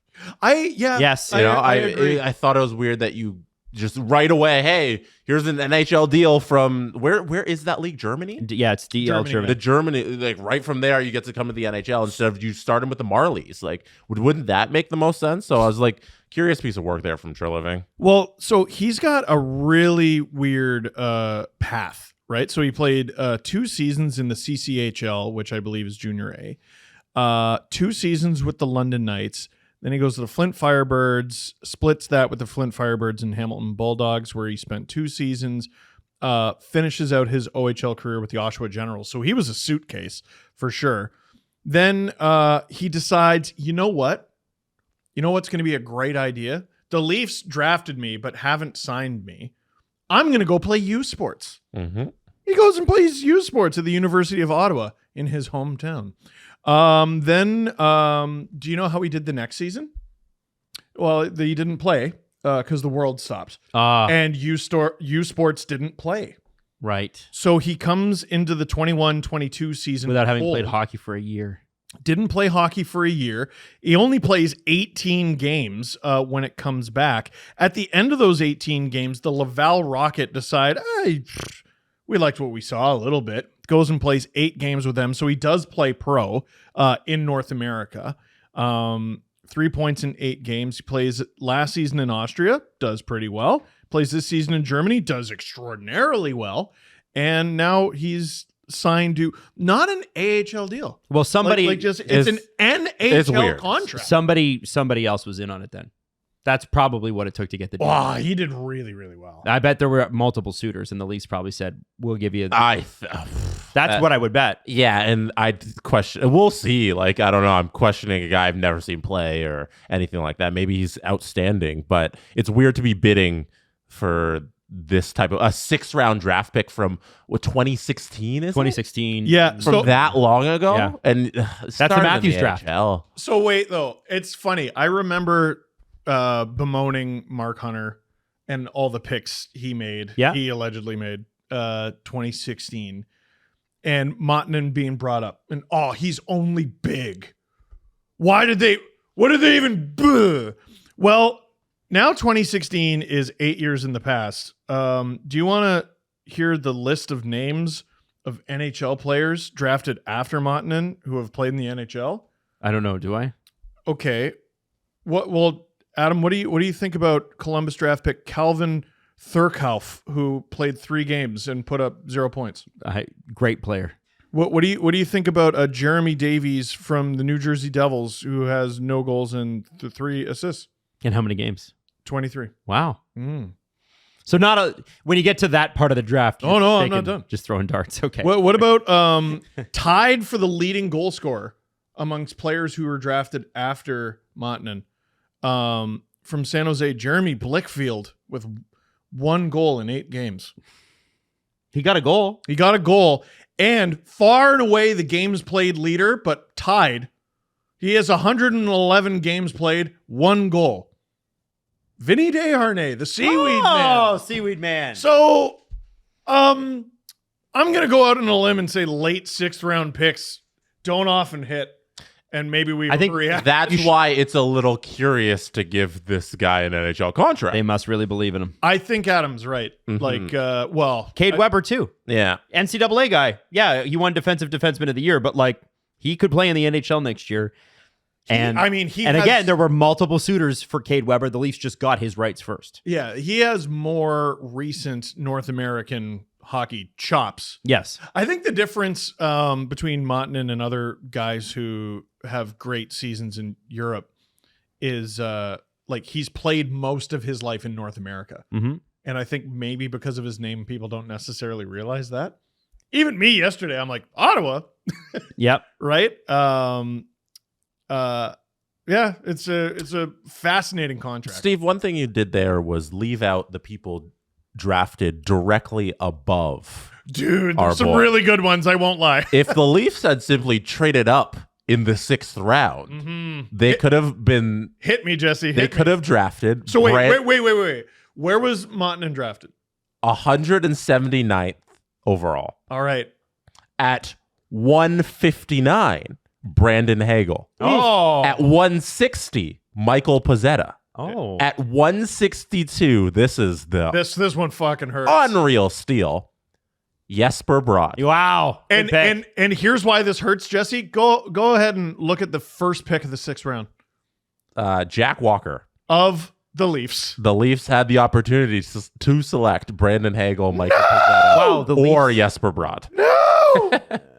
Son of a gun! Also, they'd had 5 opportunities before that, too. Yes, assuming they had 5 draft picks before that. Oh, they had a lot more than that. So did every other team in the league. Oh, that makes me sad. Yeah. You know, there's always Anyway. going to be that, though. There is always going to be that. Yeah. Hey, by the way, just for funsies, what does DEL stand for? Deutsche Elite League. Deutsche Eishockey Liga. Eishockey Liga. EIS hockey. Ice hockey. One chocolate. Not quite. On Friday, I teased you. Why'd you tease? Give you a slight tickle. Oh, yeah? Yeah. And it was about National Hockey Card Day, which was Saturday, April 13th, my birthday. National Hockey Card Day. Now, we told you that we had something coming from the Get Real movement. It's a Canadian nonprofit focused on combating 2S LGBTQ plus discrimination, racism, and bullying in hockey. And it was going to launch something special in honor of it. And we all know that rare rookie cards can be extremely valuable. We talked about the fact that you sold one of your Ovechkins, but you still have the other one. Hurt my feelings, yeah. In the 107-year history of the NHL, there has never been an openly 2S LGBTQ plus player in the NHL. Mm-hmm. The NHL is the last of the big 4 North American leagues, NBA, MLB, NFL, NHL, to count an openly 2S LGBTQ plus player among its ranks. So on National Hockey Card Day, the Get Real movement launched this, the rarest rookie card. Oh. This card, and it says it on the back, is reserved for the first openly 2S LGBTQ plus hockey player in the league's history who has yet to make their debut. Or maybe they have, and we just don't know. The more we create welcoming spaces in sports for the 2S LGBTQ plus community, the sooner this card will be replaced by a real player. The launch of the card will be accompanied by a new sports and recreation DEI workshop and educational resources from the organization outlining both the reason for hockey's lack of inclusion with tools for players, coaches, and leagues that equip them with actions that they can take to create more welcoming spaces at all levels of hockey. There will be 107 digital collectible cards being released. And of course, a little bit of a shout out to Luke Prokop as well, who broke barriers, who became the first openly gay player under NHL contract, but he has yet to make his NHL debut. So you can support this by bidding on your digital card or by donating to the Get Real movement. Go to rarestrookie.com to bid or donate today. Boston Pizza is celebrating the playoffs in a new way this year, asking Canadians to put aside their differences and cheer for Canada. Yeah? It's been 30 years with no cup, and Boston Pizza is inviting Canadians to rally it and bring it home, no matter if you're a Canucks fan or if you're part of Leafs Nation. If there was a team that you could cheer for, that you could get behind, that wasn't your own, because we're going for the country this year. This is easy for me, Steve. Is it easy for you? I think it's easy for me. I think so. We should do it at the same time. 3, 2, 1. And Connor Jensen. McDavid. There. I'm not rooting for the Oilers. I'm rooting for Connor McDavid because it would be wrong for the sport of hockey if Connor McDavid ever ends his career without a Stanley Cup. He needs one. So if there's any team besides the Leafs I'm going to root for, it's the Edmonton Oilers. Right team, wrong guy. Zach Hyman. The last time Canada won the cup, Steve was 5 years old. Yep. Jesse, Yeah. you were 2 years old, were you not? That math, I think, would math. I don't know. June 93. When were you born? I was born in 92. Yeah, so Oh, you're a damn. year old. So Jesse, Steve, you year. would have been 6, just newly 6. I think the math is off. Yeah. Listen, and Attaboy! there is a new limited time playoff menu for Boston Pizza with new shareables, beverage innovation, perfect pairings to accompany your exciting playoff season. So let's pause the rivalry and split a pitcher for Canada. Woo. Let's pause on the fact you were right the first time. I was 5. You were 5. I was 5. Okay, there you Okay. go. Check it. All right. Math time with Boston Pizza. That's right. And also, let's go Canada. Playoffs. Boston Pizza. Nick Jensen will miss the rest of the regular season just this week after a jarring hit from Mikey Asamont. And here's the thing.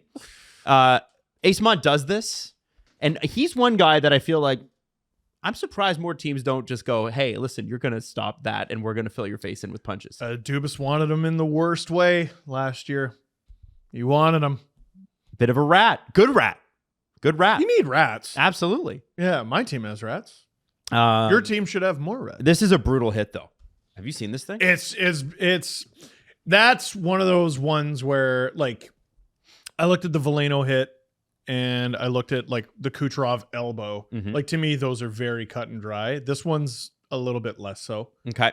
Even scouting the refs was like, I think that's a minor. Mm-hmm. Listen, like, sometimes there are, you know, clean or borderline clean hits that just have a really bad result. Yes. This is a bad result, though, man. He folds Yeah. like a friggin' suit. It sucks, but watching it in real time, you really get how fast it's going and the push and the fall into the boards. Yeah, and it is boarding. Like, Oh, at yeah, the end of the yeah. day, that is boarding. Like, can't. Oh, God. yeah, That's bad. That's rough. I just wanted to highlight that one because we forgot to do what we were doing. Kucherov and Tom Wilson. The funny thing I think that came out of all of this was Nick Dowd in the penalty box turning to Eastmont and going, "Good job," because he fought after. So they fought each other because of the hit, and he's like, "Yeah, way to do the hockey guy thing. At least Fight. you, At least you fought." So he's like, "Good job." All right. You know what? I'll give him credit for that too. Because there's plenty of guys, Nick Cousins, who can't do that because they'll lose. So I respect it. I know there's a code, but if I just fought for my buddy that you just put on a stretcher, I think I'd have a hard time telling you good job. I get that. But we're all in this club together. We're hockey bros. We're brethren. Good job, Steve. Wait, stand up. If I'm throwing punches at your face, I assure you we are not all in this together. What were you trying to do? Win the fight, I assume. Fuck you. All right. So I thought you would find this interesting. On the Coyotes, which I have saved for later because I think Coyotes fans have been hit pretty hard this weekend. But there was some information that came out. Obviously, Alan and I did a really great show. Alan was just on fire in terms of explaining the whole situation. Because what I've had, and I've had a frustrating time trying to cover this, is bits and pieces from everywhere as they leak out. Alan, So frustrating. Alan had the whole thing, and here it is all in one package. So you should check out Agent Provocateur. It was a great episode, and it fully explains everything from the business to the player side, including right down to the players getting $25,000 to help move their families. Each of them will get $25,000. Alan Walsh has never had to say, hey, bring up a laptop. I need to look something up. No, he just knows. It's there. It's all there. David Leibowitz, it's a name that you probably don't know. He's a crisis and PR person. I looked him up online. Basically, if your business or your personal brand are going through a crisis, you can hire a guy like him. He said, 15 years of PR and crisis comms. I've never shit-talked a former client, but I'll make an exception for Morello and his clown car of toadies. The Arizona Coyotes deserved so much better. I reached out to David for an interview. And he rightly said, no, thank you. Because you fair can't. enough. Crisis PR, you can't interview. That's fair enough. Dude, remember COVID? This is one of the COVID episodes that we did from remotely. And I don't remember a lot of those because there was a miserable time in all our lives and we block it out. But that's how we met Katie Strang. And Katie Strang had just written an article about how dysfunctional things were in Arizona. And it's a hit piece and it was mean. And at what, like, I would like to acknowledge that, or I would like people to acknowledge that it's not that we're right about Alex Morello now. It's that we've always been right about this guy. And I think that's why people are, especially Arizona fans, are the most heartbroken because they really, I think, on the whole, believed him. And I think you had local media supporting that. Yes. And I think you had local media going, not only were they vehemently pro Morello, but they were vehemently anti any story that came out that contradicted the Morello story. And that's where, for me, things become a little bit fuzzy because it was like, not only is the person writing this wrong, yes, but they're a bad person or they can't be trusted because they're from this geographical area.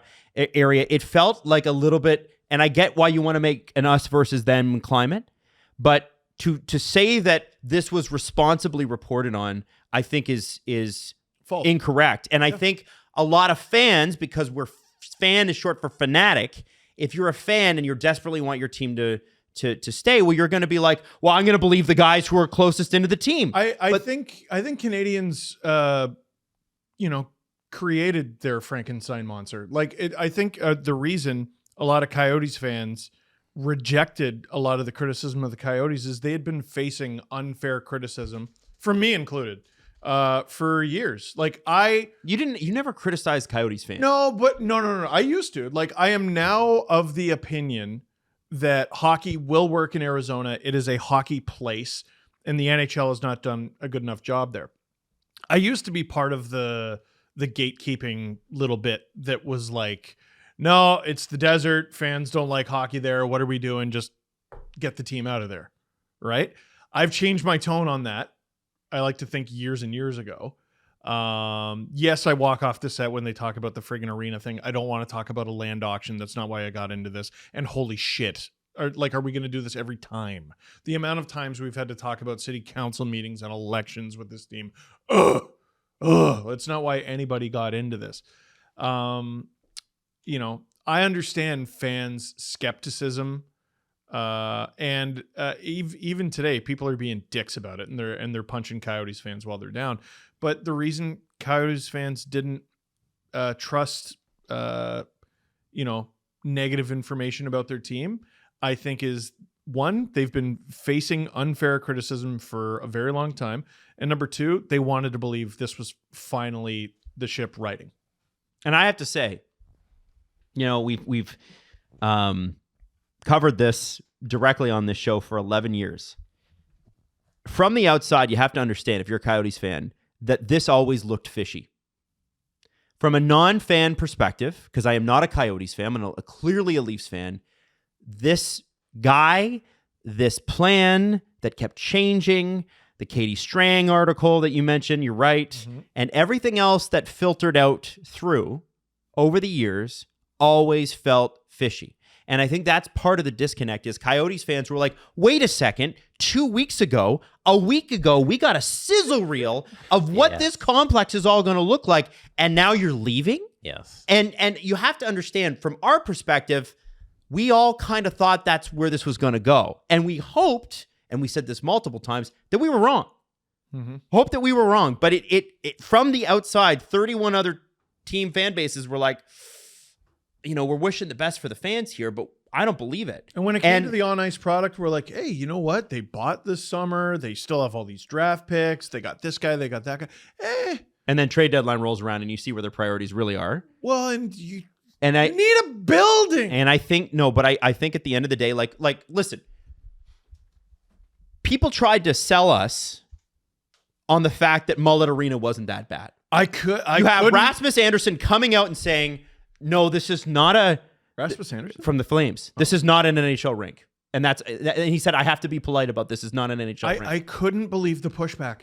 I could like when that story first broke, I just couldn't wrap my head around why anyone would defend a fewer than 5,000 seat arena being used for National Hockey League games. That counts. I couldn't wrap my head around it. And look where we are. And people took it as, oh, you're punching down, or you're like, you look at the dressing rooms these guys had. They've earned the right to be treated well. Yes.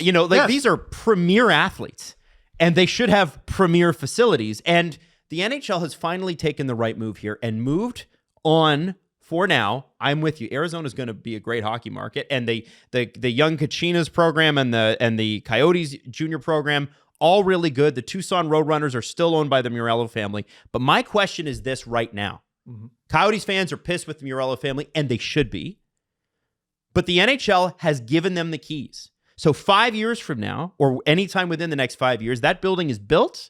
They get to reactivate the franchise for the amount of money they just made off of it. And that, for me, is a problem, because we've just spent the last half decade doubting that these guys can do it at all. They couldn't do it. They can't do it. And now we're going to give them 5 more years to see if they can. No, there should be zero faith that all of that comes to fruition, because the way it's been outlined, there's like certain checkpoints they got to hit to build the arena and get back the team back, and then pay the $1 billion for the expansion fee and all that stuff. And there should be zero trust that Alex Murello can get this done. I mean, this is a franchise that was not paying its hotel bills, guys. I told you on Friday, from what I've heard, the NHL had to step in and say, you will pay. And also, all the hotel franchisees said, not only are you going to pay us back, but every time you stay at one of our hotels, you're paying by a certified check up front. A bank draft. For those of you who have never gotten a bank draft, they talk to you like you're a child when you get it, but they're like, this is money. It's real money. I know it's a one piece of paper. This is money. If you lose it, if it's a $5,000 bank draft and you lose it, you lost $5,000. Do not lose this. Oh my God. I as long as we're talking about things that we've heard, there's a rumor going around that the Coyotes, for the last few months, their social media accounts were run by Alex Morello's kid. No, they are. It's That's not a rumor anymore. Yeah, he's the head of social. Everybody knows. Look him up on on LinkedIn. Yeah. It's very clearly on LinkedIn. I've looked him up. He's been doing it. No, he's the guy who heads up the marketing team. You're joking. No. Oh, Alex Morello Jr. Look him up. That's not what I was going to say. Is I've heard conflicting reports about that. Well, who do you think was in charge of the messaging? Even if he didn't write the tweets himself, who do you think was in charge of the messaging? What Did the Arizona Coyotes Twitter account scream senior experienced social media person to you? Because it used to be. Did they? It used to be the guy who ran Vegas when they first started. Yeah, but it's not. But then at some point they started. It was like shit posting, and you're like, what is this? This is like the blood. Like some random Reddit. Mod. What was the one with the like dead coyote? And then that was the Dallas Stars. And then they posted something back to the Stars with a job opening of their account and all that stuff. It was clearly not run by a giant social media team. It was. I thought the Dallas Stars post was inappropriate. I thought the Arizona Coyotes one was every bit as bad, if not worse. Yeah, doubling down on something thoughtful. Some people would say like, and I heard a few people say this. Oh, it's nice to see some NHL teams with some personality on Twitter. But I'm like, listen, that's cool if you're anonymous shit poster. If you're $1 billion organization, yeah. No, I'm so over that. Like, what are we doing? That like shit posting team accounts and all that nonsense. Like it doesn't work Let anymore. the fans shit post. Yeah, that was cool in 2018 or something. But so a week and a half ago, I made a video for my channel where I drank the Kool-Aid of the Arizona Coyotes. I believe a week and a half ago, I truly, with all of my heart, believed that the land auction that was going to go through and they would get the land to build the arena, and like there's a path forward. And the reason I believed all that was because I chose to take the information that was delivered to Arizona Coyotes fans as truth. I just chose to believe the reporting out of Arizona and what the team continually said over and over and over again. I was like, why is there any reason for me not to believe this at this point? Because we reached the All-Star break, and what came out of the All-Star break was that was supposed to be the deadline. That was supposed to be the hard and fast. If you don't have an arena ready yet, like, you're done. You're out of here. And that came and went. And then there was a plan. And I was like, oh, so we're cool. It's all good. And I was hoodwinked. I was completely led astray by this organization, because behind the scenes, Alex Morello is a snake oil salesman. Because what was happening, we know now that in January, that was truly the deadline for the NHL. Mm-hmm. They said, if by the new year you don't have an arena, then we're moving forward with Ryan Smith and seeing everything. And a month ago, Ryan Smith, the NHL, Gary Bettman, Alex Morello, Mr. Gutierrez, they all sat down and they said, okay, how are we going to move this team? That was before even the land auction stuff came out. They were already discussing moving the team to Utah. And how dare they come out knowing that behind the scenes, they're making this $1 billion deal to move the team, and still tell us all, and I believed it when it came out, that we're going to buy this land and Arizona's going to be here forever. This fucking sucks, man. This was the messaging. We're fine, we're fine, we're fine, we're fine, we're better than fine, we're gone. That's how it went. I'm like, honestly, I'm shocked. Like when they came down last week, I was like genuinely shocked, because the entire messaging, I was like, yeah, it's all there. It's laid out. Here's your plan. They have the videos, they have renderings, they have land. It's all good. Yep. And then they're gone. We're fine. What the hell is that? We're better than fine, which was the land auction. We're gone. And the reason why I feel like a fool is because there is 25 years of evidence that this team doesn't work in Arizona. I think good people are often optimists, Jesse. And I think that's where your optimism came from. And I think that's where Coyotes fans' optimism came from. They're good people. Mm-hmm. And they were lied to. They were lied to over and over again for decades now. And I'm very happy that the NHL is finally pulling the plug, and frankly, they're doing it too late. Mm-hmm. If this was what was going on this entire time, like, you wasted everybody's time by going to Mullet Arena and even consider, like, they should have never been in Mullet. I'm just completely out. And like, you should have never been in Mullet Arena this entire time. Go play in Houston. Go play somewhere else. Put it in Quebec. Just put it somewhere and then find a market. And the idea that within the next 5 years, you give this man back a franchise. And that's the part. That is the part that is the scariest here. That's what they're having to do, so that he doesn't sue them into oblivion, so that this deal can get done. They have to satisfy him in some way, because he owns this team, and you cannot force him to sell this team without some sort of like agreement where there's a benefit to him. So they're giving him all of this stuff that says, hey, within the next 5 years, that's not getting done. Yeah. This man, he can't keep the number one asset to have right now as a billionaire across any industry is a pro sports team and the real estate that comes with the pro sports team. And this man had it for 2 decades and couldn't make it a success. Well, he didn't have it for 2 decades. Well, he's only had it for half a decade. 2019 is when he bought it. He's had this team, and and by the way, the majority of the growth over the last 2 decades has happened in the last 5 years. When I say they've had it for 2 decades, he's had it for 2 decades. The Arizona market has had it for 2 decades. Yes. And they have not been able to make it work. And Morello himself has had it for now about 5 years, and he hasn't been able to make it work. They can't do it. I think it's interesting. It's done. You should look at Chris Johnson's put an article out for The Athletic.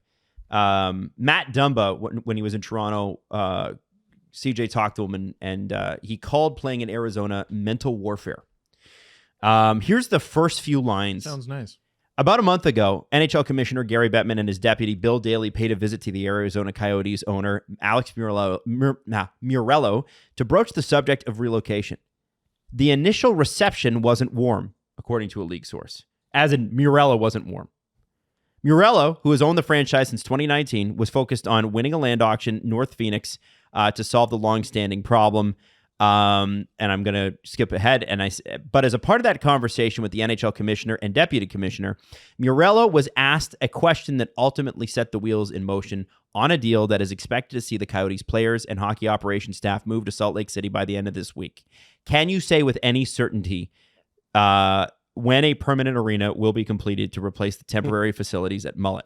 Murello couldn't. And by the way, the frustrating thing about that is he couldn't when they moved there in the first place. Nope. He couldn't have 2 years ago. That frustrates me. Now, if you're upset about the cost that he paid for the Coyotes and the money he's walking away with, I'll say this. Jesse's right in the sense that private equity money, everybody's putting their money into sports franchises.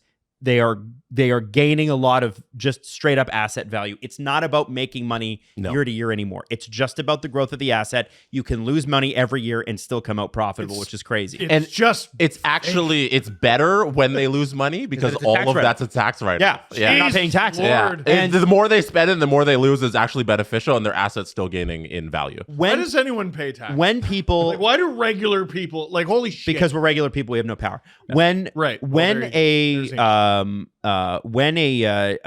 Murello bought the franchise for $300 million, people were like, well, he's going to make $700 million off this purchase. No, he's not. The Coyotes were purchased with a significant amount of debt, which he then overtook. But even if it was $200 million worth of debt, he's still walking away with $500 million.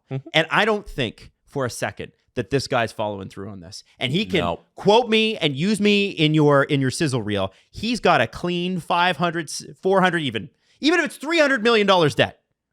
Even the Coyotes were worth 300 and he assumed 300 million. That's still a $400 million check, bang, clean you money. You give me 1% of that, I'll never talk about the Coyotes ever again. That's the deal I'm making for you, Al. So my point here is that he's made significant money, and he can go after this land auction and take the risk that all the money, all the risk, all the time to reactivate a franchise within half a decade. Or, and Jesse, I think you're right on this, he can just walk away. Go do something else. Give up, let the rights expire, and in 2030, we get the Arizona Coyotes back under a real owner. Sell the Roadrunners, too.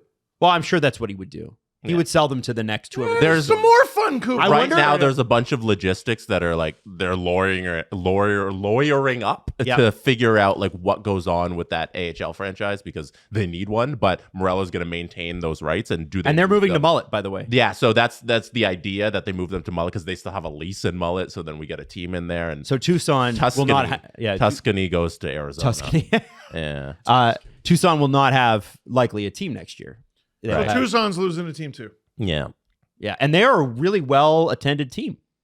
Lots of people go. If I'm the 31 other now 32 actual owners, and Morello's like, okay, I'm ready to get back into the club.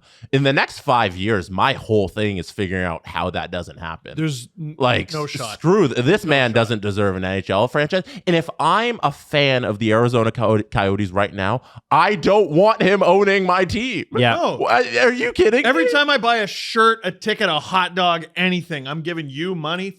Fuck you. The saddest thing, I think, on top of all of this is the fact that Ryan Smith is going to put a whole bunch of money into this team because that's what all new owners do. They love their new toy and they go spend like crazy. He's going to go out and like get Steven Stamkos, put him on the first line, make this team awesome. You know how many draft picks they have coming up? Oh, yeah. You know how many young stars I mentioned Logan Cooley and Dylan Genther in our Tim Hortons ad. Like those two guys are going to be so good in Utah, and Arizona fans are just going to be just depressed watching them become stars. And that sucks. I'm also like, they keep saying, and maybe I've misunderstood this, he gets to reactivate the Coyotes franchise. Yeah, so he gets the branding. The Coyotes themselves are like the idea of the franchise is staying in Arizona. It's not like Arizona going to Winnipeg. Yeah, Winnipeg going Lake to is an entirely different. They're going to be an expansion franchise that purchased the hockey operations of the Arizona Coyotes.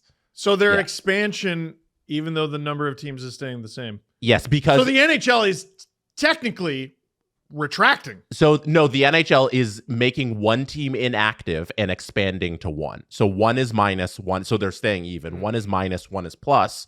And the Arizona Coyotes themselves will stay as a franchise in Arizona and all of their history and all that stuff. So it's not like their history. Shane Doan is a member of the Utah team. Yeah, Dale Howardchuk is not the second all-time scorer for the Coyotes. So all of a sudden, history staying where it was made is important. Yeah, it's stupid. Oh, like all of a sudden, it's very upsetting. All of a sudden, you understand what we've been talking about the entire time. Yes. Oh, very interesting. Yeah, Howardchuk, Steen, Paul McLean, some of these guys, they all should be Winnipeg Jets numbers. They should not be Coyotes numbers. They are now inactive in Arizona. Here, I got an idea, Alex. Sell the shit to Winnipeg. That'd be nice. Go call up the group. Sell them all the banners. Sell them all the... You're only in this for the money. Sell all the shit to Winnipeg. Mm-hmm. Go call up True North. Sell it. Another reason why, and I want to say this before we go to press conference, another reason why I'm concerned about Murillo continuing this franchise, although I don't think it's likely to happen. I'm sure there's some proviso in there that the rights with NHL approval can be sold off to a new owner, and that's what I think is going to happen. Me too. I wonder again if they go back to Matt Ishbia and say like, "Listen, man, please, we'll give you a really good deal. Please." The reason why that makes a lot of sense now is because there's a runway for the arena to fix up. So they just did some renovations to where the Suns play and all that stuff, and it's not made for hockey. But now that you got a 5-year runway, or even it's 10 years, like it doesn't have to be within that 5-year window anymore. Yeah. Go figure out the arena so it's solid and then bring it in. And if Ishbia wants to do that, like now there's runway. Buy the team with Kevin Durant. But my point is, my initial point was going to be, this is the way I led this segment was with a crisis PR firm whose job is literally to protect your brand through a crisis. And even that's their former client. And even that guy, David Leibowitz, is like, these guys are brutal. And so how many business related relationships have these guys fractured within the Arizona Scottsdale area that will never do business with this person as long as he owns the franchise as well? That's what I'm talking about. Business is government, right? Yeah. You gotta like you not just government, but like you're talking about small mom and pop shops that did promotions, hotels that didn't get paid, whatever else that you want to talk about. Who is going to want to do business with this person if you really dive deep? You don't even have to dive that deep. And so I think long term this guy is not involved. No. And I would say that, Ishbia gets that's my bet, because he's a basketball guy, but I think he understands what value hockey could bring. Plus it fills more nights at his arena, which is a good thing too. And I think that the Coyotes should be in Phoenix. That's what they should do. They should be in Phoenix. They got to be in the big area. They should be a draw. How many arenas are you really going to build? I know. Why do you need two? Like, you don't need two. Like, you don't. And so all that is to say, I know that I have real concerns, and this is a Gary Bettman legacy play. Make no mistake. He's got 3 years left on his deal after this season, Gary Bettman. Why? When did he get the extension? He got it during the Kyle Beach saga. Okay. Gary Bettman's got 3 years left. Okay? Mm-hmm. The Coyotes will be, if he leaves at the end of these 3 years, and I don't think he will, the biggest blight. What? The biggest blight on his record. No, I don't think Gary's going anywhere. I think Gary's in this till he's dead. Gary is. Right. This is his big magnum opus. Is this franchise his biggest win? And the reason that the NHL is able to expand so quickly is because of the salary cap. Mm-hmm. The salary cap appeals to billionaires because they're like, I got fixed costs. In the MLB, the cost structures are so out of whack sometimes that these guys are like, you end up with like an Oakland Athletics situation. You end up with a Florida Marlins situation, right? Mm-hmm. The NFL, the cap is extremely complicated in the NFL. There's flexibility, then there's dead cap, and there's this, and there's that, and it's very expensive to buy. And by the way, none of those franchises are for sale anyway. You can't get in. The NBA, same thing. They got a luxury tax, and nobody's selling. Didn't Snoop Dogg try to buy the Sens? Sure. Yeah. Someone's going to want this name. Well, he tried to buy the Sens with a guy that they never quite verified that he had the money. Oh, well. There was like 800 other celebrities. Yeah, exactly. It was weird. Point being, someone wanted to buy the Sens. Right. And I think in this particular instance, it's going to be well worth it for Murello, who's already walking away at the lowest end, probably $300-400 million clean, probably more, to sell these rights to somebody else so he can walk away with double that. Because those rights, by the way, if expansion is worth close to $2 billion, is what they're expecting a Houston or an Atlanta to look like. $2 billion. If that's what it is, and that's low in sports terms, then what do you think the reactivation fee for the Coyotes is worth? So right now, they're locking it in for Morello himself at $1 billion. No matter how much the expansion fees go up in the next 5 years, his reactivation fee will be $1 billion. And I think if I'm the NHL, and I assume they got their smart lawyers involved, the one thing I'll fight for is that you are not able to sell the rights. And I assume he's going to fight for that. And if somebody else wants to have a team in Arizona and you fail, they're going to want their expansion fee. And right. So I assume he has to be able to sell those rights. I assume Gary's going to fight to say, no, these rights only apply to you. If somebody else wants to come in, they got to come to us and pay the $2 billion. Wow. You know, but I'm just trying to you're how probably the right. negotiations are going to go. Probably right. So, It's, but it's the monorail. The last half decade has been the monorail episode of The Simpsons. Yes. 100%. Yep. 100%. I've been to Brockway, Ogdenville, North Haverbrook, and by gum, it put them on the map. I've been to Mullet Arena, Tempe, and North Phoenix. Hey, what about Gila River? Yeah. If one person deserves a huge raise out of this, and it's the graphic designer who made all these renderings and everything and convinced people that they were going to build fucking anything. It worked. I'm telling you. What It a did. joke. The one thing I think is fascinating is the land auction. I think it's still fascinating because if he goes through with the land auction and builds the arena, then I can see him reactivating the franchise and then selling it. You know, like here's the arena and everything. The franchise is more valuable. I make even more money off of this. But if he just says, fuck it, I'm not going through the land auction, then everything's out the window for 5 years. Yeah. And it's already over. Yep. So, What a it's just a catastrophe. mm-hmm. It's a catastrophe. That's a great way to describe it. And last thing, like if you saw their statement that they released on their Twitter account over the weekend, Which was a screen grab of a Microsoft Word document With because a you could still see the cursor cursor in it. yeah. So their In all statement, caps. nowhere in their statement did it say that they're committed to keeping Arizona hockey in Arizona. And the message 3 days before that, if you scroll down on the Twitter account, is we're staying and we're here. And all of a sudden it's gone because they're fucking snake oil salesmen over there. You can't even get the message right. Just shout it across the kitchen table. What the? Oh my! Andre Tourney, who is the head coach of the Arizona Coyotes, demanded from management that they address them before the game against Edmonton on Saturday night. That's how bad this is. Like these guys, and funnily enough, once the management, I think it was Bill Armstrong, who had to come in, who also has no say in any of this, right? He's just a general manager. He's hockey ops. And Bill also has to now move to Utah. Mm-hmm. Like all the hockey ops people found out on Twitter on Saturday night after addressing the room that they were moving to Utah. And they found out via Twitter. They did not find out from the organization. Sorry, guys. I guess, we're retaining you. And some of the other staff are still not aware of whether or not they're going to be retained. We just spent 20 minutes ranting about, how wrong they did their fans.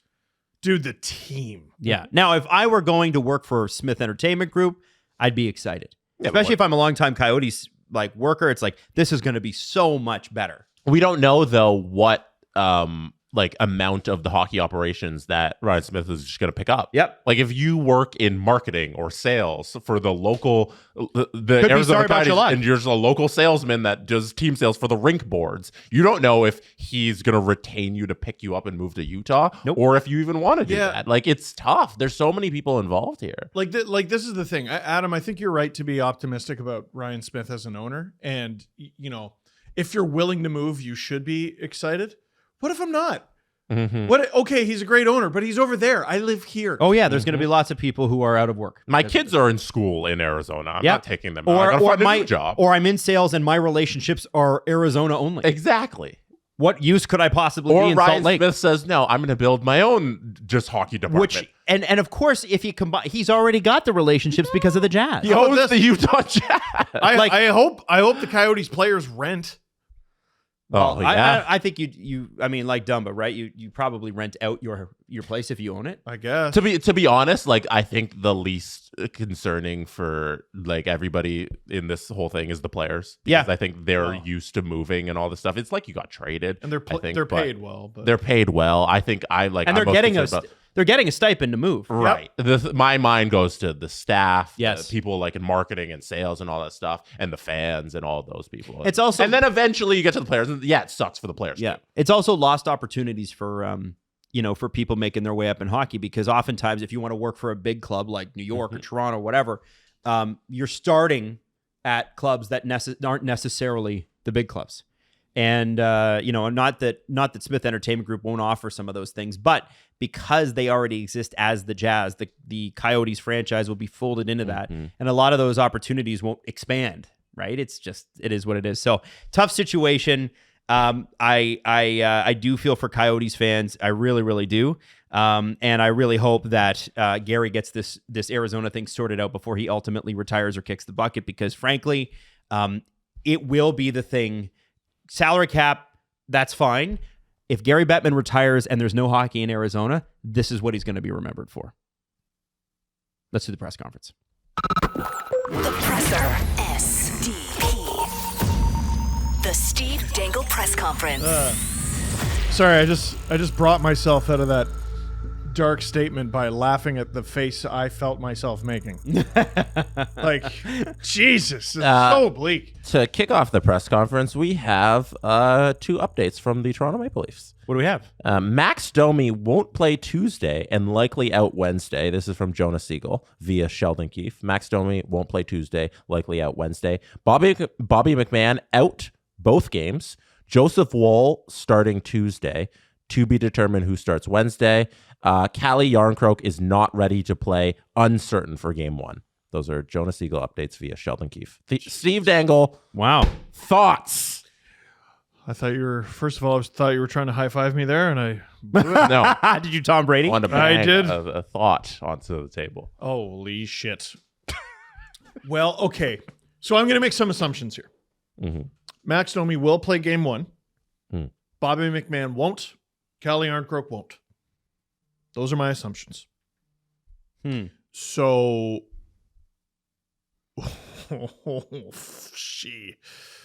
boy. Bertuzzi, Matthews, Domi. I think they try to keep it together. And now it gets fun. Marner. Oh, blah, blah. Pencil in. Nope. Gee. It's tough. Marner, Tavares. Leave it blank for now. Nylander, Holmberg, Robertson. Fourth line of Reeves, Kampf,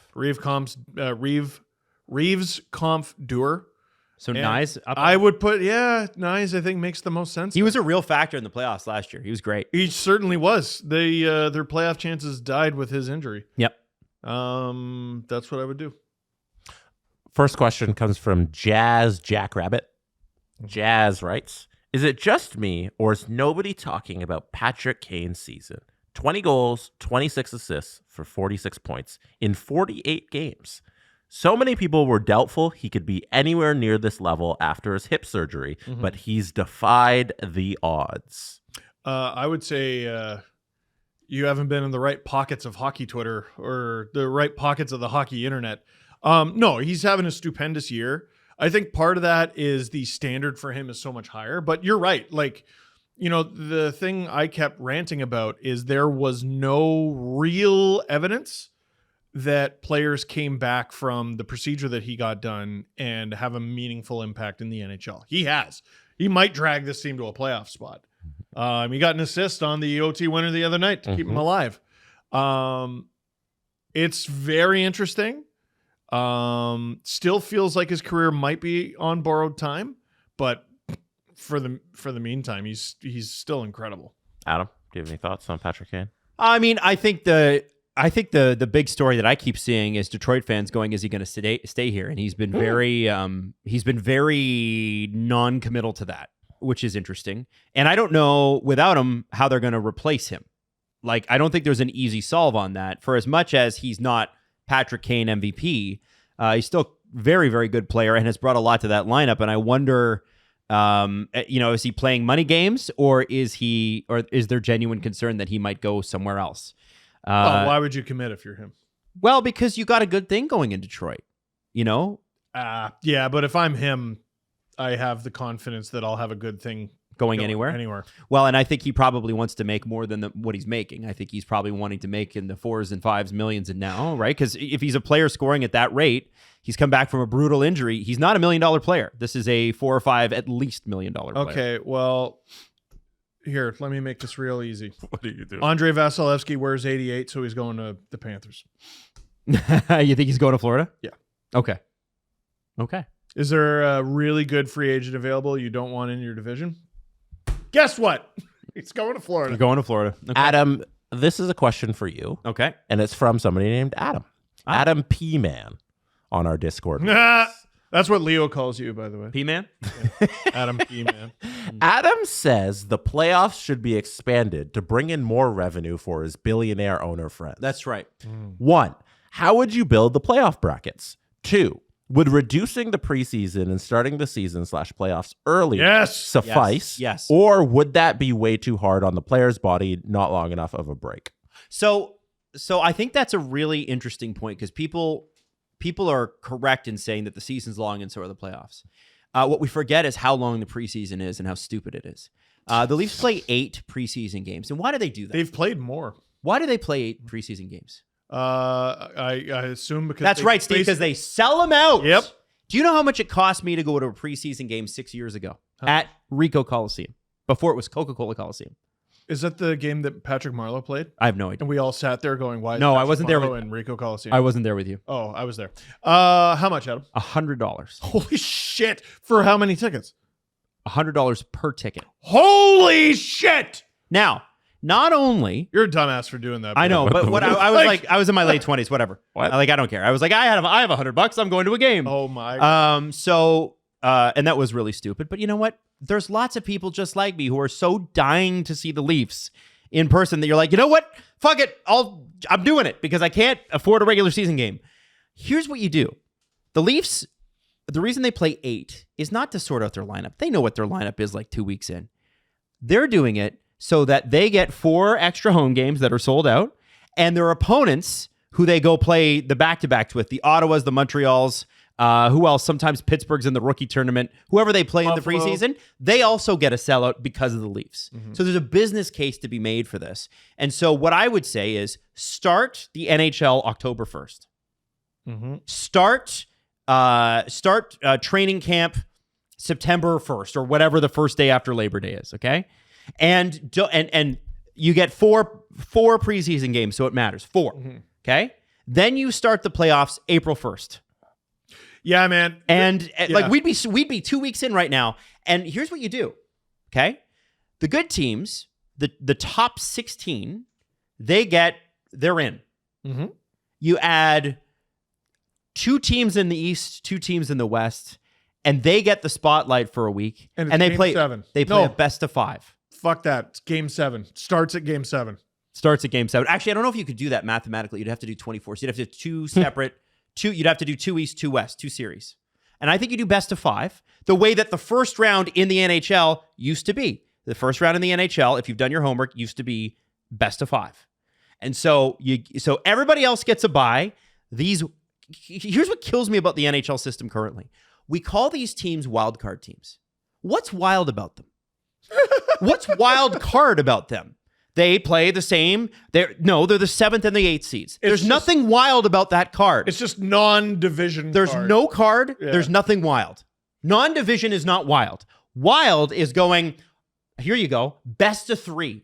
And by the way, you want to make it even wilder? When you go to overtime, it's 3-on-3. Oh, wow. Now you're getting fun. Let's get fun with it. And this is where like you get like the hilarity of COVID made things kind of interesting, because you had stupid teams like Montreal all of a sudden And Chicago. going on a tear, Chicago and Vancouver, teams that were not going to make it. The 23 and 24 seed in the NHL made the playoffs in 2020. And if you think that's ridiculous, remember that in the 80s when Gretzky and Lemieux were playing, there was 21 teams, 16 made it. You could be like, sixth last in the league and still The make Leafs regularly made the playoffs with a sub 500, and nobody bitched. Nobody complained.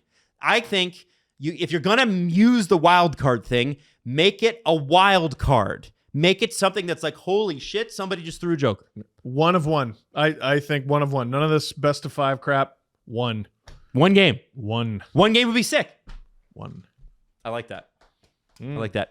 No, actually, you have a home and home so that hockey fans get to learn about aggregate, which is the stupidest thing in all of sports, by the way. Wow. Doesn't like aggregate. Dude, there are some, listen, there are things about soccer that Inherently are better. Yes, that Is stupid. is fucking really stupid. Soccer, I think, has the two of some of the worst rules in pro sports. One is the aggregate. I think you nailed it, and 2 is penalty kicks. Yeah, boo. Ending the World Cup on penalty kicks. What did it end in? Oh, penalty kicks again? Cool. No way. No, just play until someone collapses. And you know what's funny about that is a sport that is enormous everywhere else except for here doesn't have that. They play until it's done, and that's cricket. And there's hundreds of millions of fans and billions of dollars. Those guys are able to just play until they're fucking dead. Now, I know it's a lot less physical in terms of like constant running, but man, seeing a bunch of gas superstars on the pitch would be fun. And I didn't hear no bell. the only argument I hear from soccer fans about why penalty kicks are good is tradition. Yes. Like, that's how it's always been done. So it's bad. You know what? We should all go back. That's conceding defeat, by the way. Right. We should Well, all go it's back. always been that way. Oh, you lose. Yeah. Immediately. Yeah, I think it's ridiculous. Like, I would even accept take away players, or add players or do something. Just play the game of soccer and not penalty kicks. Yeah, I think if tradition mattered, we'd all still be driving Model Ts. Like, you got to move on at some point, right? That's why I'm late. Not the same thing. That's why I'm late, Jesse. It's the same. I ride a horse. That's what we've always driven.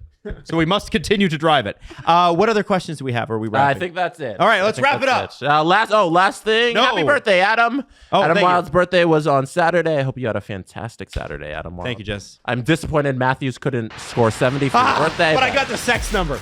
I got the sex number. 69 on the 13th, baby. I was really hoping for it. You almost got it. So you're getting ready to stream next weekend, my friend? Oh, yeah. It's kicking into high gear. Woo! I wonder who they're going to play. The Steve Dangle Podcast. Follow the guys on Twitter at Steve_Dangle, at AdamWYLDE, and at Jesse Blake. Connection complete.